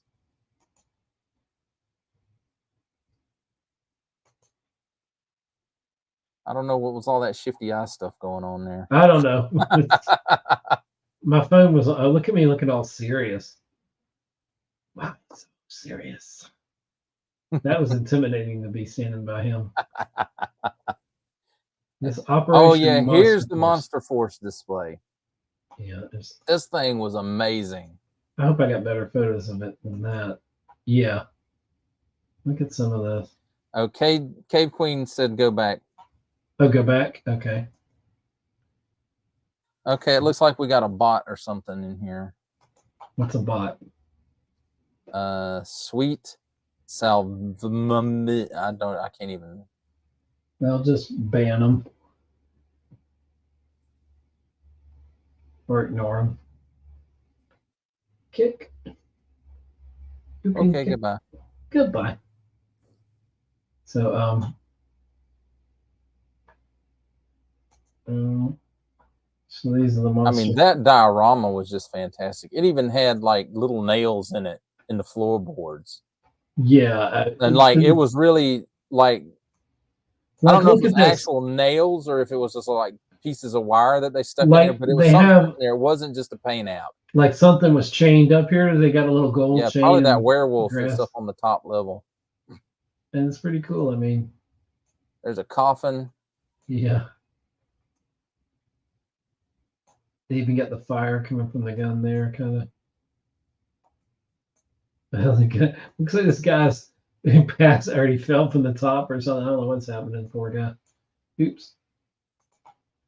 And then going up a little bit. Then you had these guys. There's the werewolf. Yeah, coming through the top there, and then you had. Oops. I hit the wrong button. Then you have this one right here. Okay. When you get through with that, Digital Cave Queen said go back to the flag. Go back to the flag. Okay. Yeah. Right here. No, keep going to the ship, the lower decks. Oh, lower decks. Okay, going back to lower decks. Yeah. Did you have pictures of like the top? Yeah, right there. This top Like part. this on the top portion of it, and the supports there are the original pieces. Yeah, of the like flag. this, right? You're talking, yeah, right there. And So yeah. it looks that's like the original pieces of it, and and it he looks added like lights this and part- stuff to it. right. This is all added on at this point. And I think that's the HasLab Sky Striker. I don't think it's the original one, but I could be mistaken. Yeah, I didn't look at it that close. Here, let's see if you can. My phone was doing some kind of motion thing there. But that, oops, go back. Yeah, but that whole thing's, yeah, it's just that long stretch right there. And that he has thing, he put the these original- lights on there. Yeah, Mhm. that's what I'm talking about. He added those lights to it. Right. And Oops, sorry. that thing was 8 feet long. It was every bit 8 feet, yeah. And it was probably 5 foot tall. It's got a crane over here. That whole piece there. Yeah. It had to have been at least 5 feet tall. There was more up here that you see out of the picture there that I didn't get a hold of. But that was very impressed with that. And they had a Cave Queen said that is the original Sky Striker, because she talked to him a little more than I did about the stuff from 1985 apparently. Yeah. Yes, this flag. Yeah, the original parts were from 1985. Wow, that's impressive. And just the level of detail is just so cool.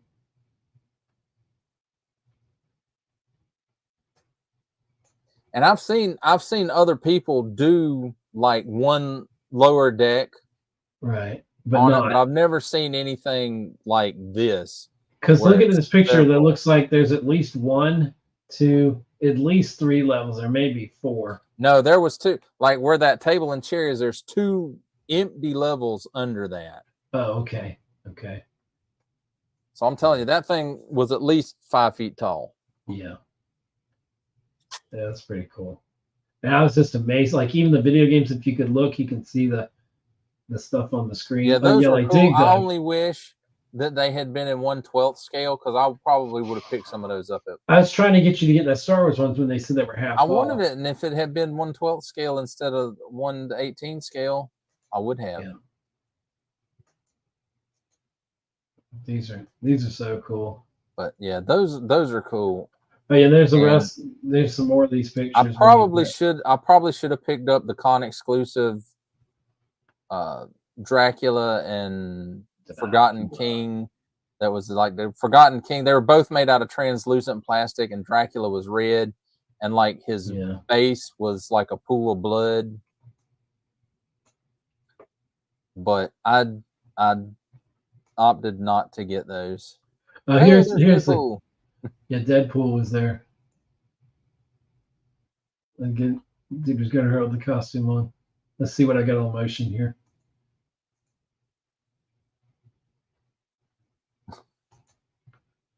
Mostly, you got my backpack.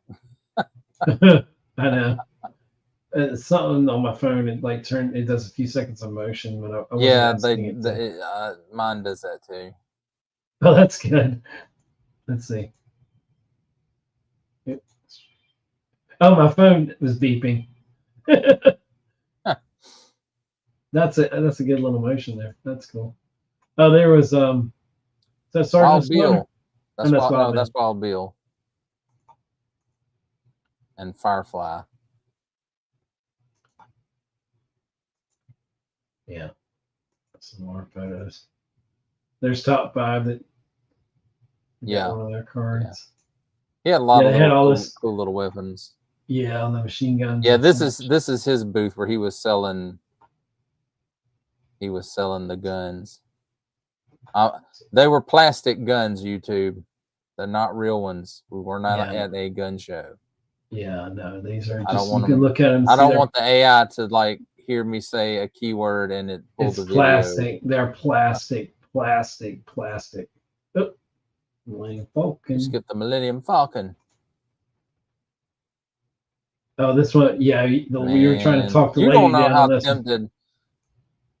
I was know very how tempted tempted you were. by that piece, but I have no place to put it. It is huge. What does that say? 355. 355. And she was going to go to like She offered 260. 280. Damn. She said she could take it down to 280. But the guy who knew about it wasn't there. And she's And like, so that's we as didn't know low that as he'll all the let pieces, me she didn't go. know if all the pieces were there. So, but Even without all the pieces, that is a fantastic piece. It's still got the And coloring. again, Because there was another one that was cheaper that was I have on one no of the other place- tables. no place to put that thing. It was the yellow plastic, when it gets old and it just turns yellow. Yeah. It looks yucky. Well, that was like one of the older ones. Yeah, definitely Like one of the older ones. I don't think it was one of the Kenner ones, but I think it was one of the Hasbro ones that they did off of the Kenner mold. Right. But that one's like maybe Power of the awesome. Force 2 or Saga. So what is this here? Is it that just looks like that's like the cover for the other side where the okay. escape pod goes. Right. And then those look like the guns. Okay. Oh, there we go. There's a cockpit. And the thing about that, man, it's got 4 seats in the cockpit. Oh, it sure does. Oh my gosh, you're right. Let's have a review of it. Some of the other stuff. And we got some HISS tanks. That's a launcher, isn't it? Or I think it looks like a launcher of some kind. I can't quite make out what it is. Oh, I can almost see the tag there. What does it say? Can't read it. Oh, it ain't no way $50. you can read it at that angle. No. Oh, what was that? Oh. Oh, the ramen booth. And I don't mean where they were selling ramen. I mean ramen toys. I pity the fool that don't buy this action figure. I had those, man. I had those back in the day. Galoob or whatever. Alan Mad Murdoch, Mr. T. Yeah. Let's see what else. And this the general. So there's the ramen, the orange version of the ramen racer with some decals applied to it to make it look like a certain car that is not politically correct anymore. Yeah. But they had some fun stuff. There's the van. They call it the bread van, but basically it's the A-Team van. A-Team van. And I will tell you, I am tempted. I'm really tempted to get that on that one when it comes up. Let's see.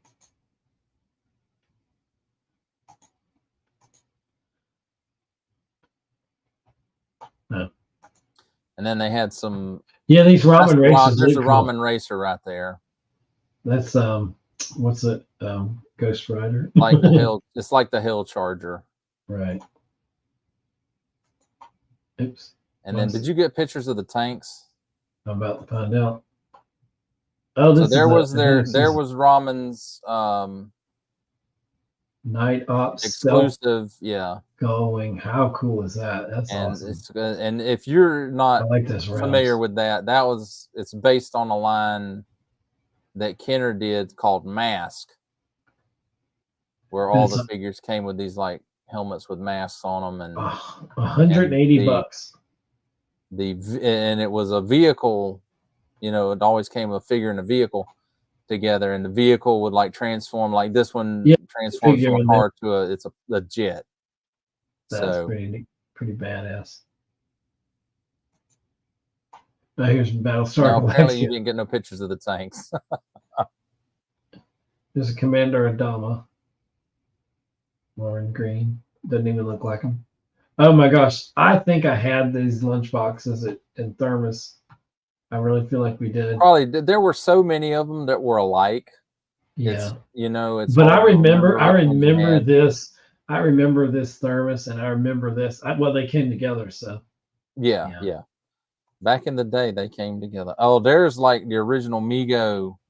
Yeah, this is. I don't think that sticker doesn't belong on there. Yeah. No, it goes. Yeah, see where like that one you just touched. That's where it goes. Right, it's right there. That looks like a little Night Rider car over here. Yeah. Yeah, it sure was. Be there. Night Rider, Sundays at 8. Night Industries That looks 2. like an old Hot Wheels. It's the 2000, yeah. That must have been like some kind of special. It does look like Hot Wheels. Heck, dang, that thing was $30. Is it for, oh, it sure is. Oh my God, you're right. And that's looking at the Big Bad Toy Store. Monster Operation. They had a huge booth in the middle, and then Super 7's booth was right in front of them. Yeah. They maybe And could have it was added a another fair size table. booth too, but it was not this big. Right, right. And this is looking at those again. And then the guys in the Eagle Force. What was this? Long's Box Heroes. Oh, those are like lesser known comic. Well, I won't say the Tick was lesser known, but Yeah. it looks like some old GI Joes. Oh no, that's the Eagle Force. Eagle Force. Yeah, you're right. Eagle Force. Because I saw some of those on Big Bad Toy Store, the Eagle Force. Right. And some of those characters are cross-pollinating with Monster Force, like the General. Mm-hmm. Let's see. And here's you again with Sergeant Slaughter. And this is us speaking in there. That's not Seth, that's somebody else on the panel. And there we just snuck in there and looked. Who is this Joe guy? Let's see what he's. Oops, come back. Trying to see what he's putting up there. Can't tell. I can't either. Pretty good zoom on this. That was the overall there. That was that far back corner. That is another nice. This was from the upper level, just right outside where they were holding the panels. You'd have the doors over here off screen to your right. Yeah. And that hallway's on the other side of this. And I mean, you can just see that it was. Yeah, this dude over here we were talking to, I don't know if that's the guy, but he was really nice in this corner over here. Yeah. Joe stuff, and he had some really good stuff. I can't believe he had a boxed sail barge. Yeah. And I don't mean like in the regular box. I mean, it was in the shipping box. Yeah. See, there's so much in there and so many people. This might have been Saturday because I feel like Sunday was. Yeah, I think this was Saturday. Okay, I take it back. So the Super 7 and the Big Bad booths were about the same size. Okay. It just seems with this, it seems bigger for some reason. I don't know why. That's just more spread out. Actually, they could have put another table in here, got more stuff in, or turned this table this way, and I don't know. But and that's us, and that's you. But your contraption. So I did shoot some B-roll there. Yeah. I like your little mic. That works pretty good. I like your whole. Oh, that's my regular mic that I use in my reviews. Little shotgun mic is what it's called, apparently. Yeah. At least that's what it said when I bought it. Right. Monster Force. There's some more close-ups of Monster Force stuff. Some Warhammer 40K. Gods of War. And they weren't selling a whole bunch of stuff there either. They were just there to kind of have a presence. These G.I. Joes were kind of awesome. Yeah. Those are the, I think those are the Mezco.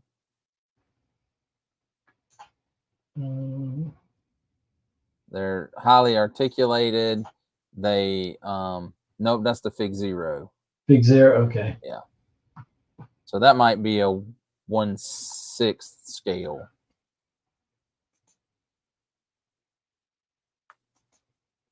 This is that. You remember that purple doll I had? I had this one Yeah. too, and I don't know what they're from. Look, he has a scarf, but I had this. I don't know. I just thought this, and I just randomly saw a fembot from the Bionic Woman, and it's sealed. What's the Oh. chance of finding one of those sealed? But who wants a bionic? Whatever. Who wants a fembot? A fembot. Austin Powers. That's true. He does. Yeah, there's a big bad toy store. So we got a picture of that. And then Is that's that the the other ramen. That's the ramen razor. the other ramen racer. The ramen razor. Razor, excuse me. That's pretty. The black pretty one bad. is the ramen racer, and then the one in front of it Right. is the ramen razor, Razor. and then the other one was the hazard racer. I think is what it said. Oh, And here's then the tank. there Is you this can the tank? see one of the tanks there. Hey, let me go back. The Hunter, $180 shipped in the U.S. Man, Does all them jokers. I went to the website and checked. It's all pre-sold out, all of it. Sure it is. Yeah. I was like, man, I was really thinking hard about one of them tanks. I just didn't got nowhere to put it. He's committed to his costume. Yes, that's Storm Shadow version. Oh, here we go. Raise the flag. Yeah, raise the flag. So I did get some pictures of it. So that's almost. So yeah, this is the top deck, which is the original right piece. These are minus added like on the lights. The lights are added on. They're very nice. He did. And he was selling all this stuff. Yes. All these add-on pieces, he was selling. Yeah. And it was really cool. And they were there's really, a really good nice. shot of it. So there's at least one layer down here. So 1, 2, 3, at least 4 layers, or at least 3 layers underneath. Well, there might have been 2 more. You said so. Yeah, I want to say there was 2 under that. Because if you count from way up here to way down here, it's not even. Yeah, it's taller than 5 to the deck. It's probably about 5 feet. Right. Oops, come back. Skip through a bunch of pictures. Here's some. Oh, this was the Skeletron stuff. Yeah, it's cool how they had. They had a little setup where you could build your own. Oh, is this that part of that? Is this that machine we saw earlier there that you liked? That was that was moving. You remember the one on the table? The skull like this. Did you freeze up on me?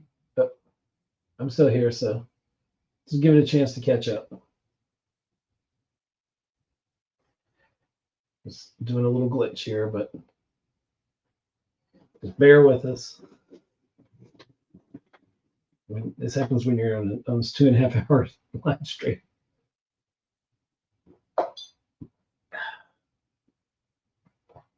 All right, caveman. Oh, hopefully we didn't lose him. Okay.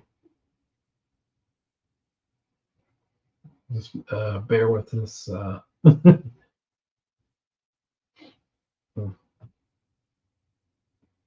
on, caveman. Come on back to us. Well, just in case this stream is crashing or whatever, thank y'all for joining us. Please subscribe to the channel. Anybody who's watching, you subscribe to Digital Caveman Presents on YouTube. Follow him on Instagram and Geek Home World on my channel, where we talk film, TV, and tech.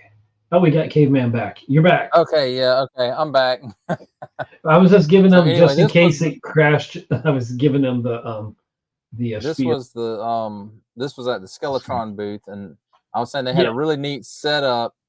Is this the Skeletron I was asking? One of the things they were selling was where you could build your own 1:18 scale figures.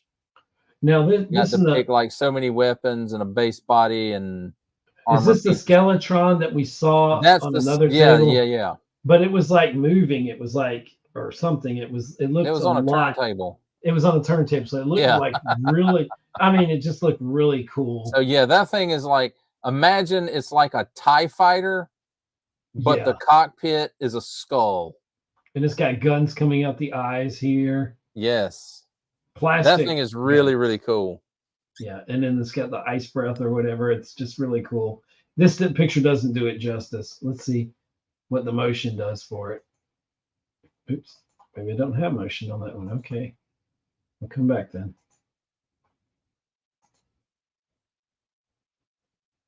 Okay, that didn't do anything, but you get the idea. But that little diorama they had set up there was fantastic. Oh yeah, this is yeah. Looking at the alien thing again. Now there in the background, there was the other USS flag that I saw there. Right, and it's not even put and together completely. It wasn't like, yeah. I don't even know if it was complete. I didn't ask because I know I'm not buying that. Right. Toy domination. And I think that's all my photos. That is all my photos. Awesome. So I had a really good time, and I know I did as well. It wasn't, that wasn't really your scene, because it was all action figures and toys, and that's not usually your cup of tea. It wasn't, but I was just getting a text. Your internet's lagging. Digital Cave Queen. Yeah. I was like, yeah, we're cool. I was still recording, so anyway, yeah, it wasn't necessarily my cup of tea. Had you not gone with me, I wouldn't have gone on my own. But I thoroughly enjoyed it. Spending time with y'all, of course, but yeah, this was really cool, and I found a lot of figures I might be interested in. Just the stuff, man. For me, seeing things like the Battlestar Galactica stuff, and especially that $6 Million Man, I'm gonna probably always remember, because I texted my sister and I sent her a picture. She's like, "You need to get it." I was like, "It's $80. I can't justify $80." My wife will kill me. But I did quickly look it up online, and comparable conditions to what that was, $80 was absolutely reasonable for it. So I wouldn't have got a better deal necessarily online, maybe $5 less, but I would have paid that. Right. But it was kind of cool, and seeing some of those figures, it just took me back, like pulled me back in time to when I had some of those action figures, and that's what's cool about these toy cons or whatever. Lone Dragon, welcome. And yes, we were talking about Joefest, and you just missed all the pictures if you're just showing up. You're gonna have to go back and watch. It's a 2-hour stream here. And no, I did not mislabel another video. Thank you. Oh, but yeah, he caught me last week. I had 2 that were mislabeled where I used the reuse stuff and I forgot to change the label out. Oopsies. I changed everything else out and I forgot to label, and he caught it, and he called me out on it early enough that I could get it fixed pretty quick. Yeah. So I do appreciate that, Lone. But yeah, for it being my first con, I have to always say that. I thoroughly enjoyed it, and I do hope we can do some more of that again in the future. And I've still got some interviews. There's got some interviews to line up from that. There's one coming up in your area in January, I think. January. I'm gonna have to look into it. So I may be done with marching band season by that point, and the only thing is it's not going to be in the same place. It's somewhere across the river. Oh well, that's neither here nor there. It's it might be actually nicer if it's across the river. No offense to anybody here, but and even Digital Cave Queen said she had a really good time, and I didn't think she would. Towards the end, especially on Sunday, I was kind of like, yeah, my butt was dragging on Sunday. I was dragging a little bit on Sunday, and I was kind of hoping we could leave a little bit, but then I was like, I was sort of hungry, but then I was like, we still found things, even things that we hadn't looked at before, or we got to look at and closer. I mean, we must have walked that floor several 20 times.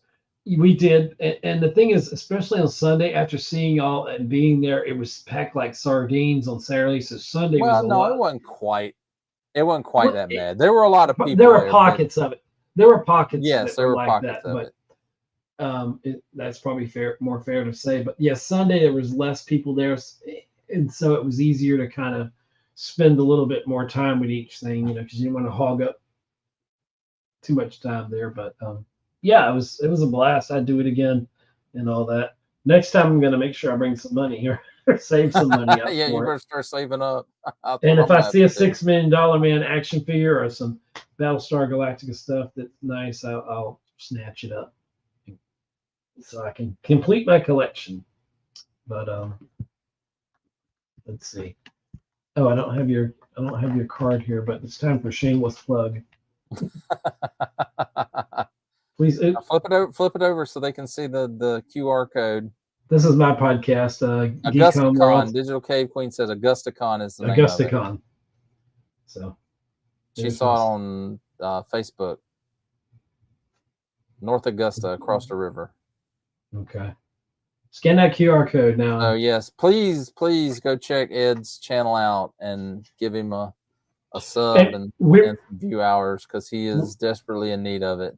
I'm building, and but yeah, we were talking about which stream we were going to do it on, and it just seemed natural that it would be on yours. So yeah, and like I said, you can take the audio. Yeah. And I'm recording it on the yours. Rodecaster Pro. So I don't know how much of it. I've been recording the audio on backup on the laptop here, and so on you can turn Pro. it into a straight up podcast. I would do that. And except for the part where it's showing the pictures, you might want to, because it won't show the pictures unless you put it in, like make a video out of it and add the pictures to it, or just take the video. I don't know. I hadn't thought of that. So yeah, I don't know. The best thing is just to go. Lone Dragon says a sub. Does he like meatball? Do you like meatball? I guess. Be careful how you answer that. I know, yeah, it'll be used against me. Well, Lone Dragon, if you'd love to come over and subscribe to my channel and send me a sub in the mail, I guess. I don't know. Don't send me a sub. Wrap it up good like one of them Walmart subs out of the deli. Yeah. Oh, let's see. I'm going to give a shameless plug to someone that's probably not going to see this, but I was in this little banking seminar at college, and one of my classmates, she makes these little bracelets here, and these are guys' bracelets, and they're really cool. I mean, it doesn't do justice on camera here, but they just go on your wrist, and this is her little QR That's code. usually where bracelets go. Well, yeah. Rhinestone, sweet. So she's really nice. And that's nice where person. On Instagram. Yeah, I think that's her Instagram. Yeah, so it's called Rhine. I guess I got to say it. RHINESTONE_SUITE. That's at that Rhinestone Sweet. But I don't know. Cool. So that's that. And here's my to-do list. You know what my to-do list says? What's that? Make video of 206 Joefest photos ahead of live stream with the Digital Caveman. Well, mine that you made and gave to me, that it was a project I've been using too. Yeah. So it's sitting up here, and I am getting some use out of it. So this good. Decide on date and time for live stream. Set up interviews for Joefest guests for Geek Homeworld. I haven't done that yet. Yes, don't take that one off. And yeah, I need to. I'm going to contact this guy with the space zombies. Yeah, I was really interested in those. Those were really, really cool looking. Was that the one y'all were talking your ears off? And I just at some point I had nothing to offer. No. This was more toward like the middle of the. Because you were geeking out with the back somebody. row. Oh, okay. Yeah, but we talked to a lot of people. There were a lot of vendors we actually got to talk to, which is kind of cool. A lot of cool people. I mean, just everybody there was friendly, and it was a cool vibe. Yeah. I don't know how much of that translates into something like San Diego Comic-Con, but and we don't just the amount of people. Yeah, you and I don't dress at up something and all like that. and something like this, it's just insane. And there was probably on Saturday, I don't know, I would estimate there was maybe 300 people in there. Might have been more than that.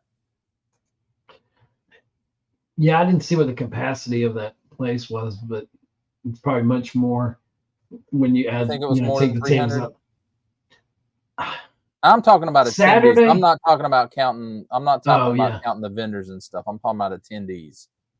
I think it was more than 300. I really do. I do. It was Saturday. Now, obviously, it was less on Sunday, but it still was a sizable amount of people there on Sunday. And there, you know, there was also a lot of stuff going on after.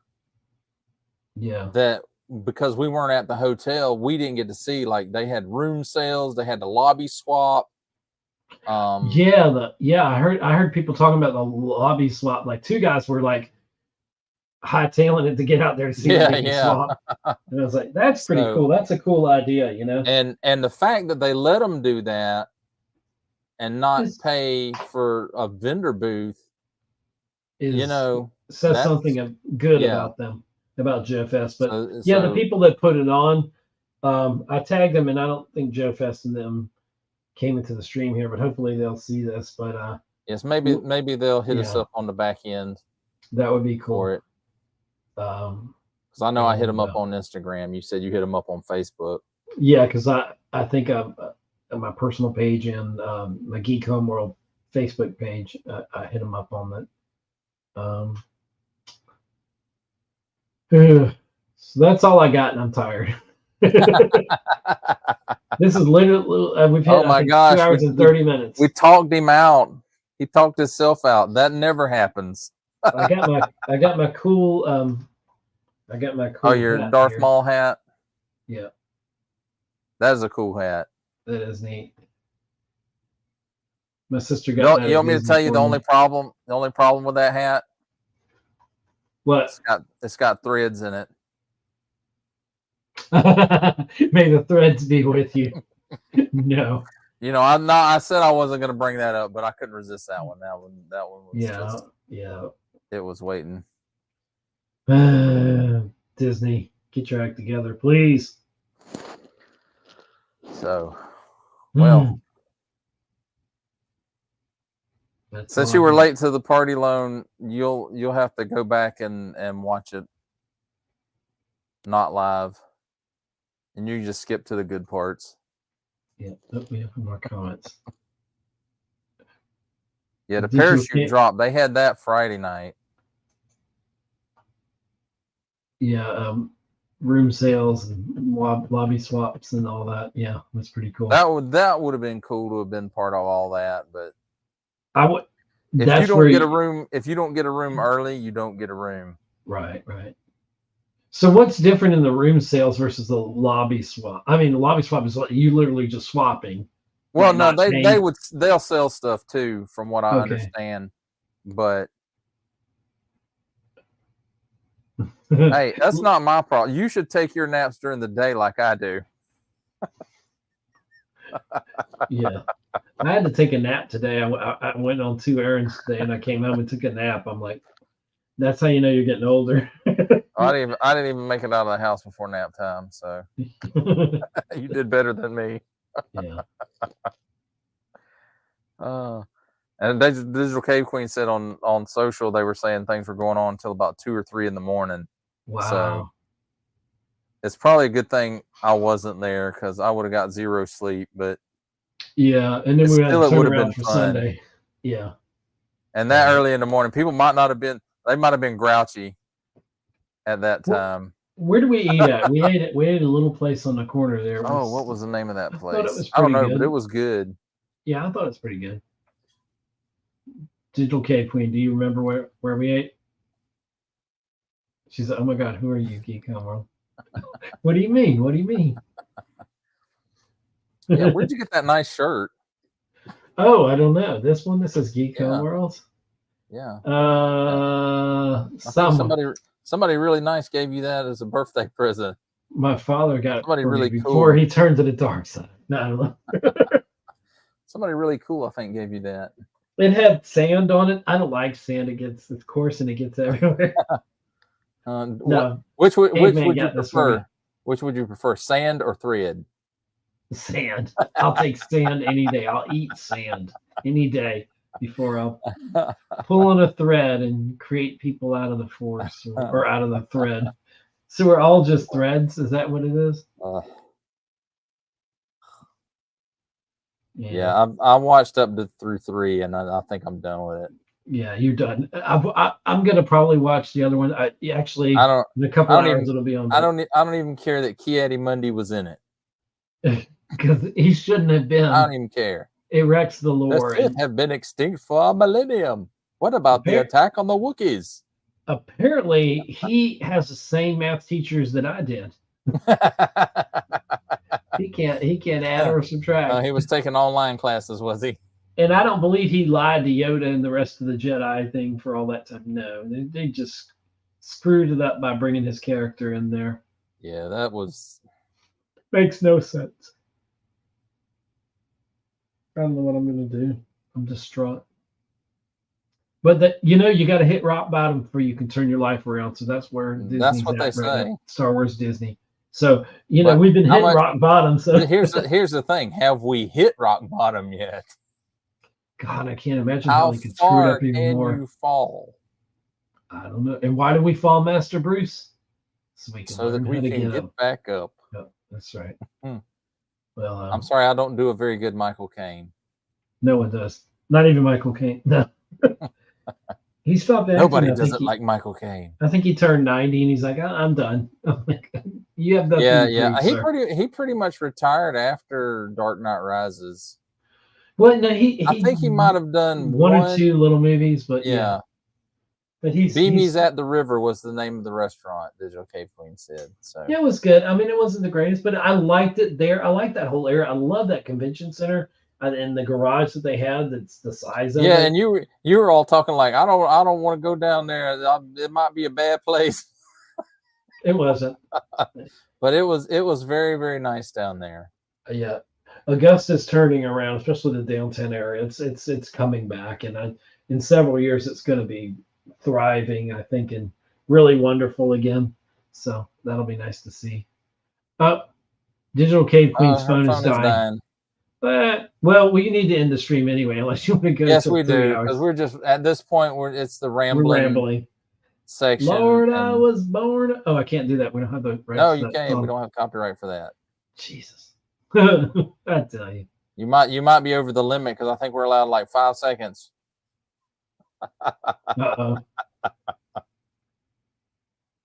Well. I'll know later in about 5 minutes after we end the stream whether or not you get demonetized.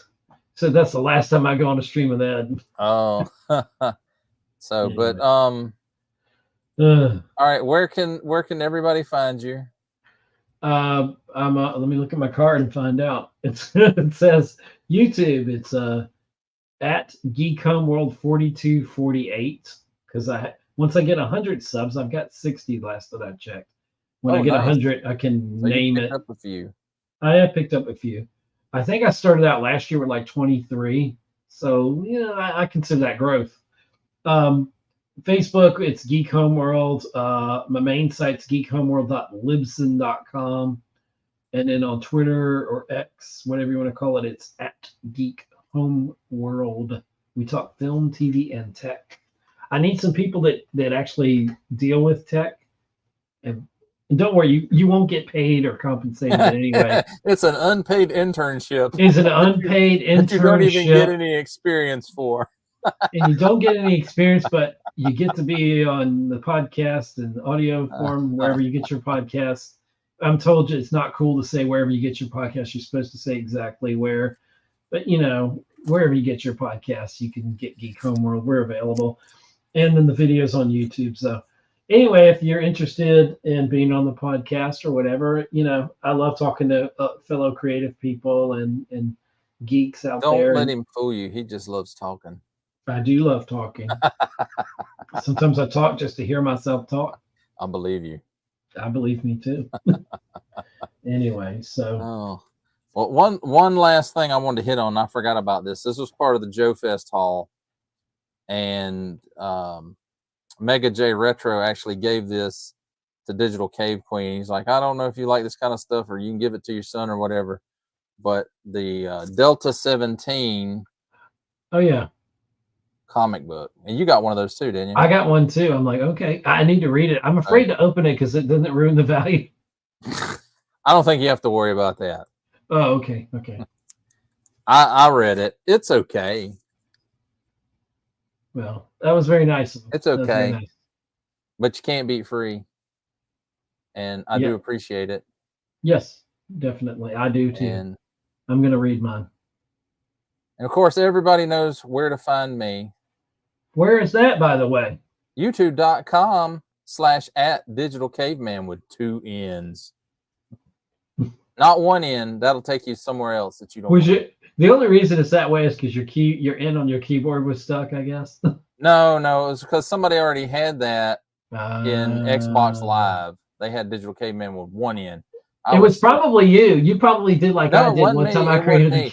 This was when we were just starting out the podcast, and I decided to call myself that, and so I said, well, I'm gonna have Gmail, Xbox Live. It's all gonna be the same, right? So then I went. The one time I changed my name on Xbox Live, and somebody already had it, so I said, screw it, I'll just add an extra N. Probably not the wisest thing, but I didn't want it to be a number. I once reported myself for hacking myself on one of the services, and I realized later, oh, it was me. I thought somebody had hacked my account. No, Lone, that is not how you spell it. Yeah, that might be how you pronounce it, but that's not how you spell it. Digital, dig it all, caveman. I like that. That's a good one, Lone Dragon. Dig it all, cave. Dig it all, caveman. Yes, he's been calling me that for a long time. He's a long time subscriber, viewer. So what's Lone Dragon all about? What's he collect? Oh, he collects all kind of stuff too. He digs it all too. We should have him on sometime. I've thought about it when I get ready to start doing lives on a regular basis again. Well, I'm sure that he's in mind that Lone Dragon's such a super fan that he's probably telling everybody to subscribe to your podcast and your Instagram as well as mine. I don't know about that, but I will say this: I finally this week I got my first. Oh yeah, member. I got my first member this week, and it was MC DJ ACDC. Hold on. So, can you hear that? You didn't hear that, did you? And he froze up. Did you really freeze up? I don't know if you heard that applause there, thunderous applause. Yes. Well, I'm back now. Yeah. Did you hear this? Disc again. Did you hear? Can you hear this? I can hear you now. Yeah. Do you hear that? Oh, see, he promotes this channel all the time. So thank you. I do appreciate that, Lone. Yeah. I really, really do. He does. He does. All my viewers. The funny thing is, me and Caveman started podcasting in 2008, and mainly audio, and I said, let's get. It was only audio because I was afraid to show this ugly mug. That's exactly. You're like, you're like, famous thing. Who the heck who wants to look at this ugly face? So I went with you on that, and we should have jumped on the video bandwagon. We should have, but it was harder. We really missed technology it wasn't there when we weren't doing it in 2020. We really missed the boat on that one. Things kind of fell apart in 2020, and now it took years to get it up and going. And like in September 7th, I'm coming up on my 10-year anniversary of my podcast, Geek Home World.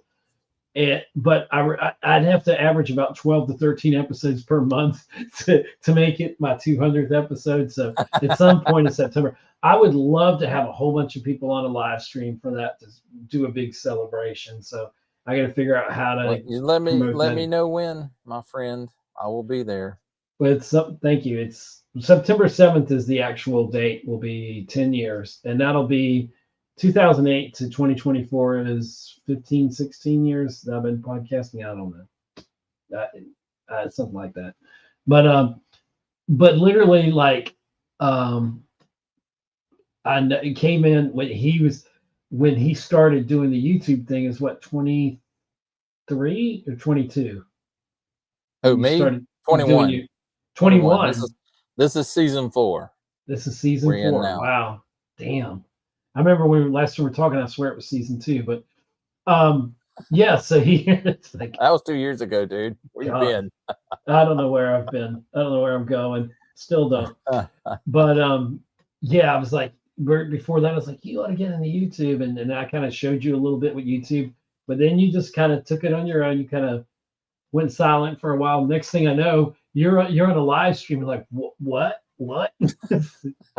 And he's like, and you were like, I remember when you had like 20 subs, and now you're what, damn near 800, if not that. Hold on. He's freezing again. We're gonna probably have to end the stream soon. I was having problems with my Verizon all day. I couldn't make phone calls, but the Wi-Fi was working for some reason. So we had some weird kind of outage up here. So I don't know if it's affecting him down there. But he should be back in a second, and then we're gonna have to wrap this up. It's almost 3-hour live stream, Joefest 2024 recap. I'm back.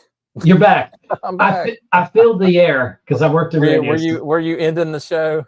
Well, I did that earlier the first time I was getting all the plugs in there just in case. So yes, plug away. But I was talking about, I remember when you had about 20 subs, and you were like, I was so excited.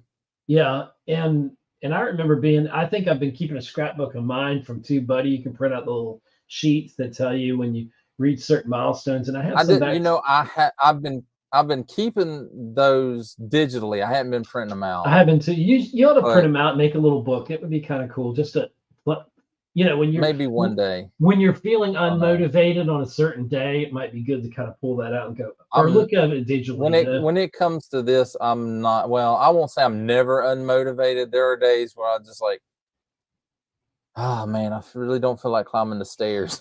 Well, that's the thing, because it's hard not to have creator envy. And when somebody you see like surpasses you in so many ways, I mean, that's what Caveman did with mine. I'm always been happy for him and super happy for him, but it's like, oh my God, he's putting out a video a day every day. And so when I wonder when he's like 700, 800 subs, it's because he's grinding it out every single day. Yes, every single day. Monday through Friday anyway.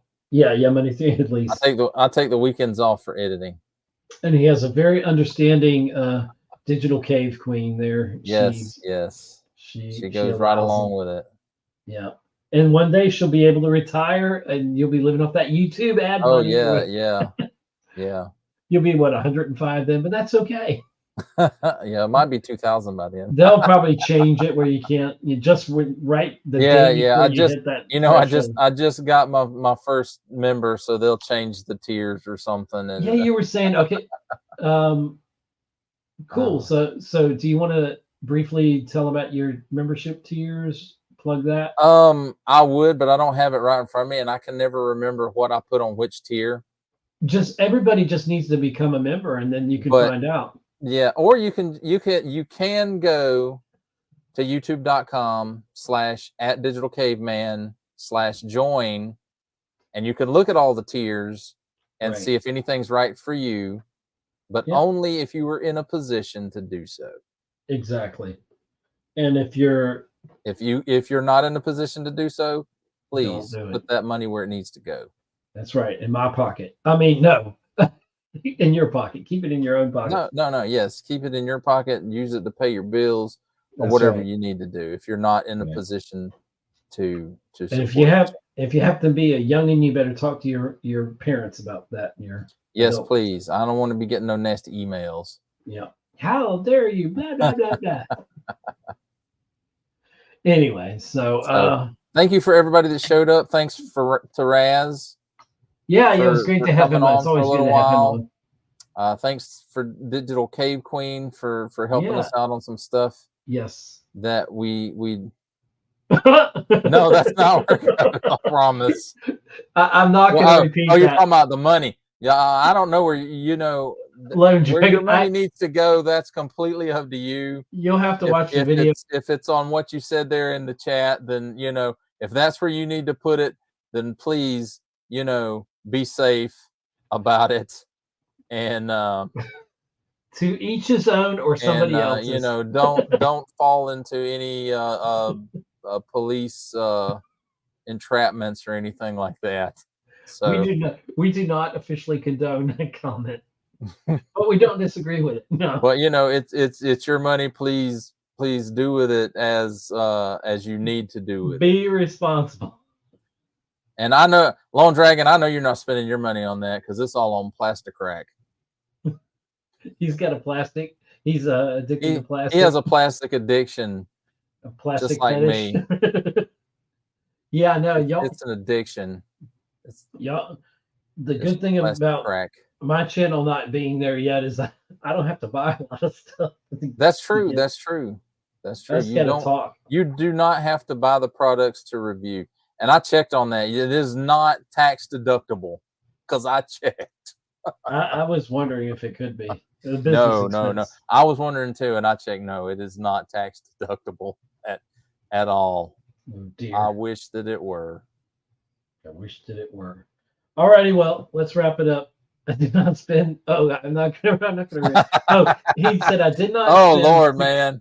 $100 on pre-orders. Yeah, he can't. I bet he canceled all his Hasbro Pulse pre-orders. He canceled all his Big Bad pre-orders, and because they're running a sale over on Entertainment Earth, you spend X amount, you get X amount off and free shipping. He should have floated you a loan to get that Millennium Falcon for like $300. No, man, I told you I didn't have nowhere to put it. I got nowhere for it to go. You literally I'm sure. I got 6 4x8 display tables, and I don't have anywhere for that thing to go. So you're about to have a third story on your house. No. Put it on the roof. No. Oh dear. Close in the garage. There you go. But you have to insulate it though. It's insulated. The walls are insulated. Okay, yeah, there you go. It just ain't got no air out there. I just stick them in the window. That's how your man cave used to be. No air. Yeah, that's what it felt like. You can see now. The vent was blocked up, so I built a diverter, and it's even got a little flap on it, so I can steer the air where I want it to go. That's smart. That's smart. Getting a little redneck engineering going on. If it works. Alrighty. I don't know how that rumor got started either. I certainly didn't say anything about it. Yeah. I wish I had $600. I'd have to pay a bill though. Oh, come on, man. It's pre-orders. It's pre-orders. You don't pay up front. Oh, you don't pay up front? No. Oh, in that case. You just have to pay when it ships. You're like, oopsies. That's why you ship it. I hope y'all know where to find Ed at Geek Homeworld now.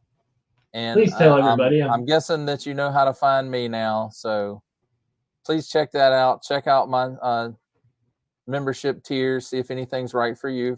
If you're in a position that you can help the channel out. Do it. And you get a little bit of stuff like on the low tier. I think it's you get the emojis. I got a few little emojis and badges and stuff that you can use. And what else? There's something else on that one. Then the second tier, you get early access to the sizzle reel at the beginning of the week. Whenever I drop that, you'll have that. And then the last tier, so far, I'm planning one more tier. But the legendary tier, you get early access to all the regular videos as I upload them. So if you want early access, that's the one you're wanting to look at. But so please check those out. And again, if you're in a position to do so and you want to help the channel out further, other than viewing and subbing, that counts a lot too. So, if you've already done that and you want to do something else to help the channel out, like MC, DJ, AC, DC, then please feel free to do that if you're in a position to do so.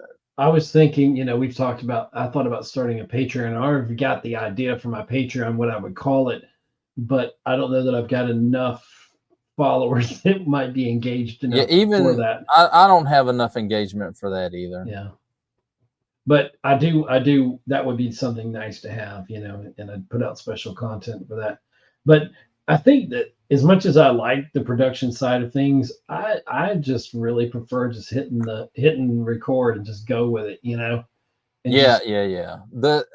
I'm getting to where used to I would hate editing. I hated it. I did not enjoy it at all. But I'm getting to the point now that I don't mind it so bad because a lot of it is I figured out. Oh, excuse me. I figured out over the 4 years that I'm doing it, the program that I'm using. I won't say it's not user friendly. It is user friendly. It's not the most compatible with other like special effects and stuff like that. Right. And not a lot of people use it. Well, it's the one I'm vested in now, so I'm just gonna keep plugging away. But I know now how to make the templates for it, so that helps out a lot. Right. Especially with the chroma key. Now when it was once you get your workflow down, then it's just kind of plugging things in, and then you can just and you can add spice and little things to change it up a little bit. But yes, like when you got a basic when the X-Men 97 Storm video hits, it's going to have some motion backgrounds going on and stuff. I'm really excited about that one. I thought about moving it up, but I didn't. So you've got a plan. So stick with the plan. Stay on target. But don't impact into the surface. Yeah, exactly.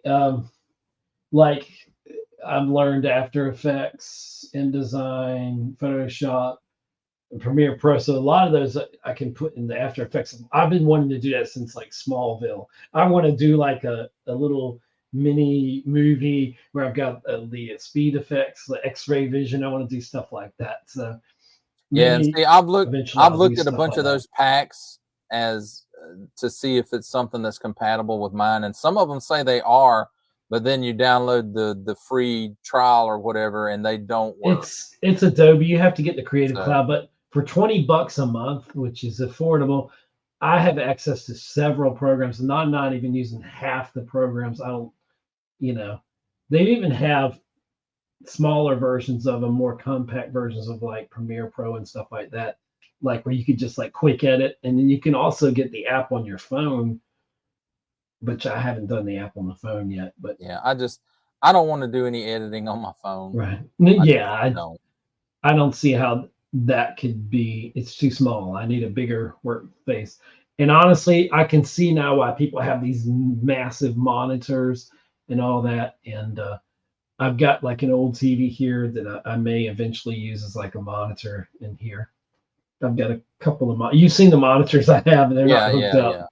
But I got to figure out my space more. But anyway, so we almost made it to 3 hours. I better shut up and we'll keep talking. So I'm out of refreshments. So did you freeze up again? Oh no, there you are. Just being quiet. Are you out of words?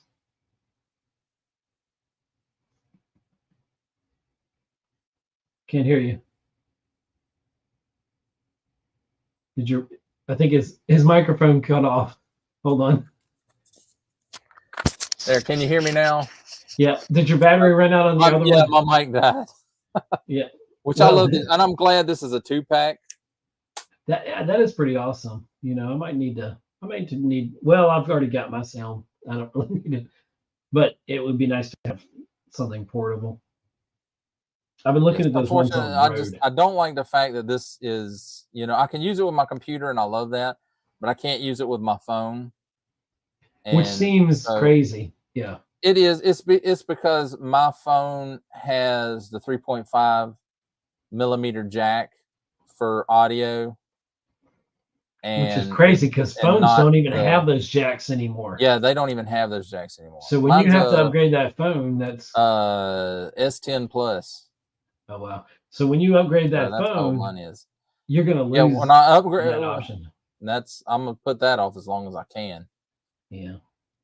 Well, that's a good way to save money too, as long as it works. Yeah. Just don't load it down with a bunch of junk like I did, like 11,000 photos I had on there.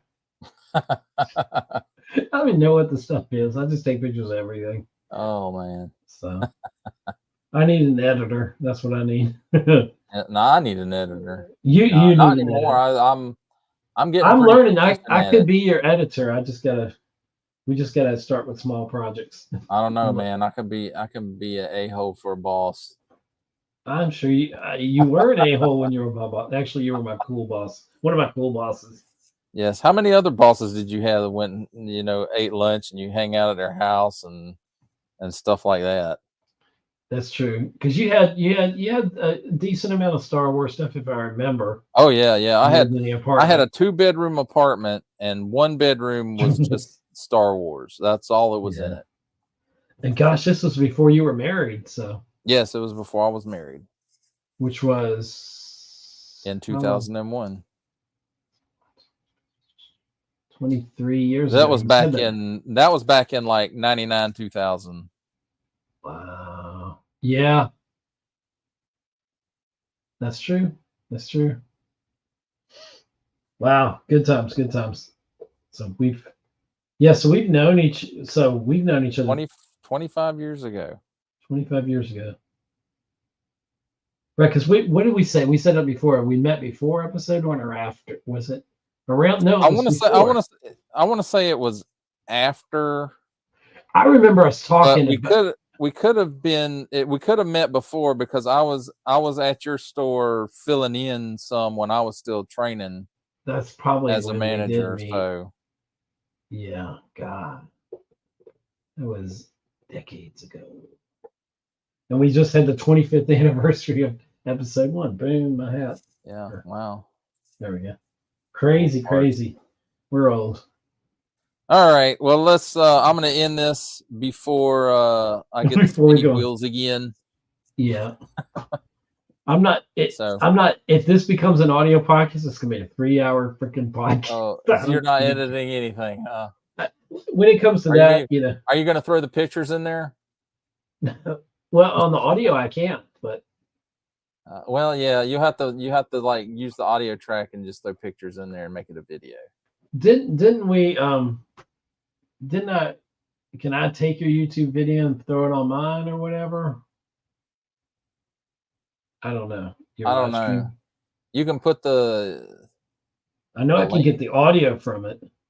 I can put the link. I guess. You should have all the audio.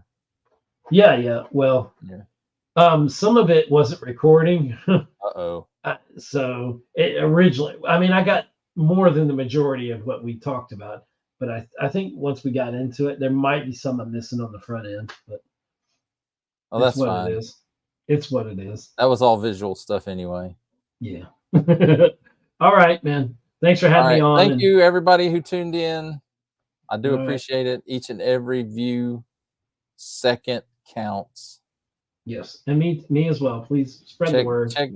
Check Ed's Geek Homeworld out. Anybody wants to come on and geek out, I'm like you the never first know. person to hang out you with. might like it. You might like it. Do it. So Do it. Bye. I'm leaving the studio. Bye.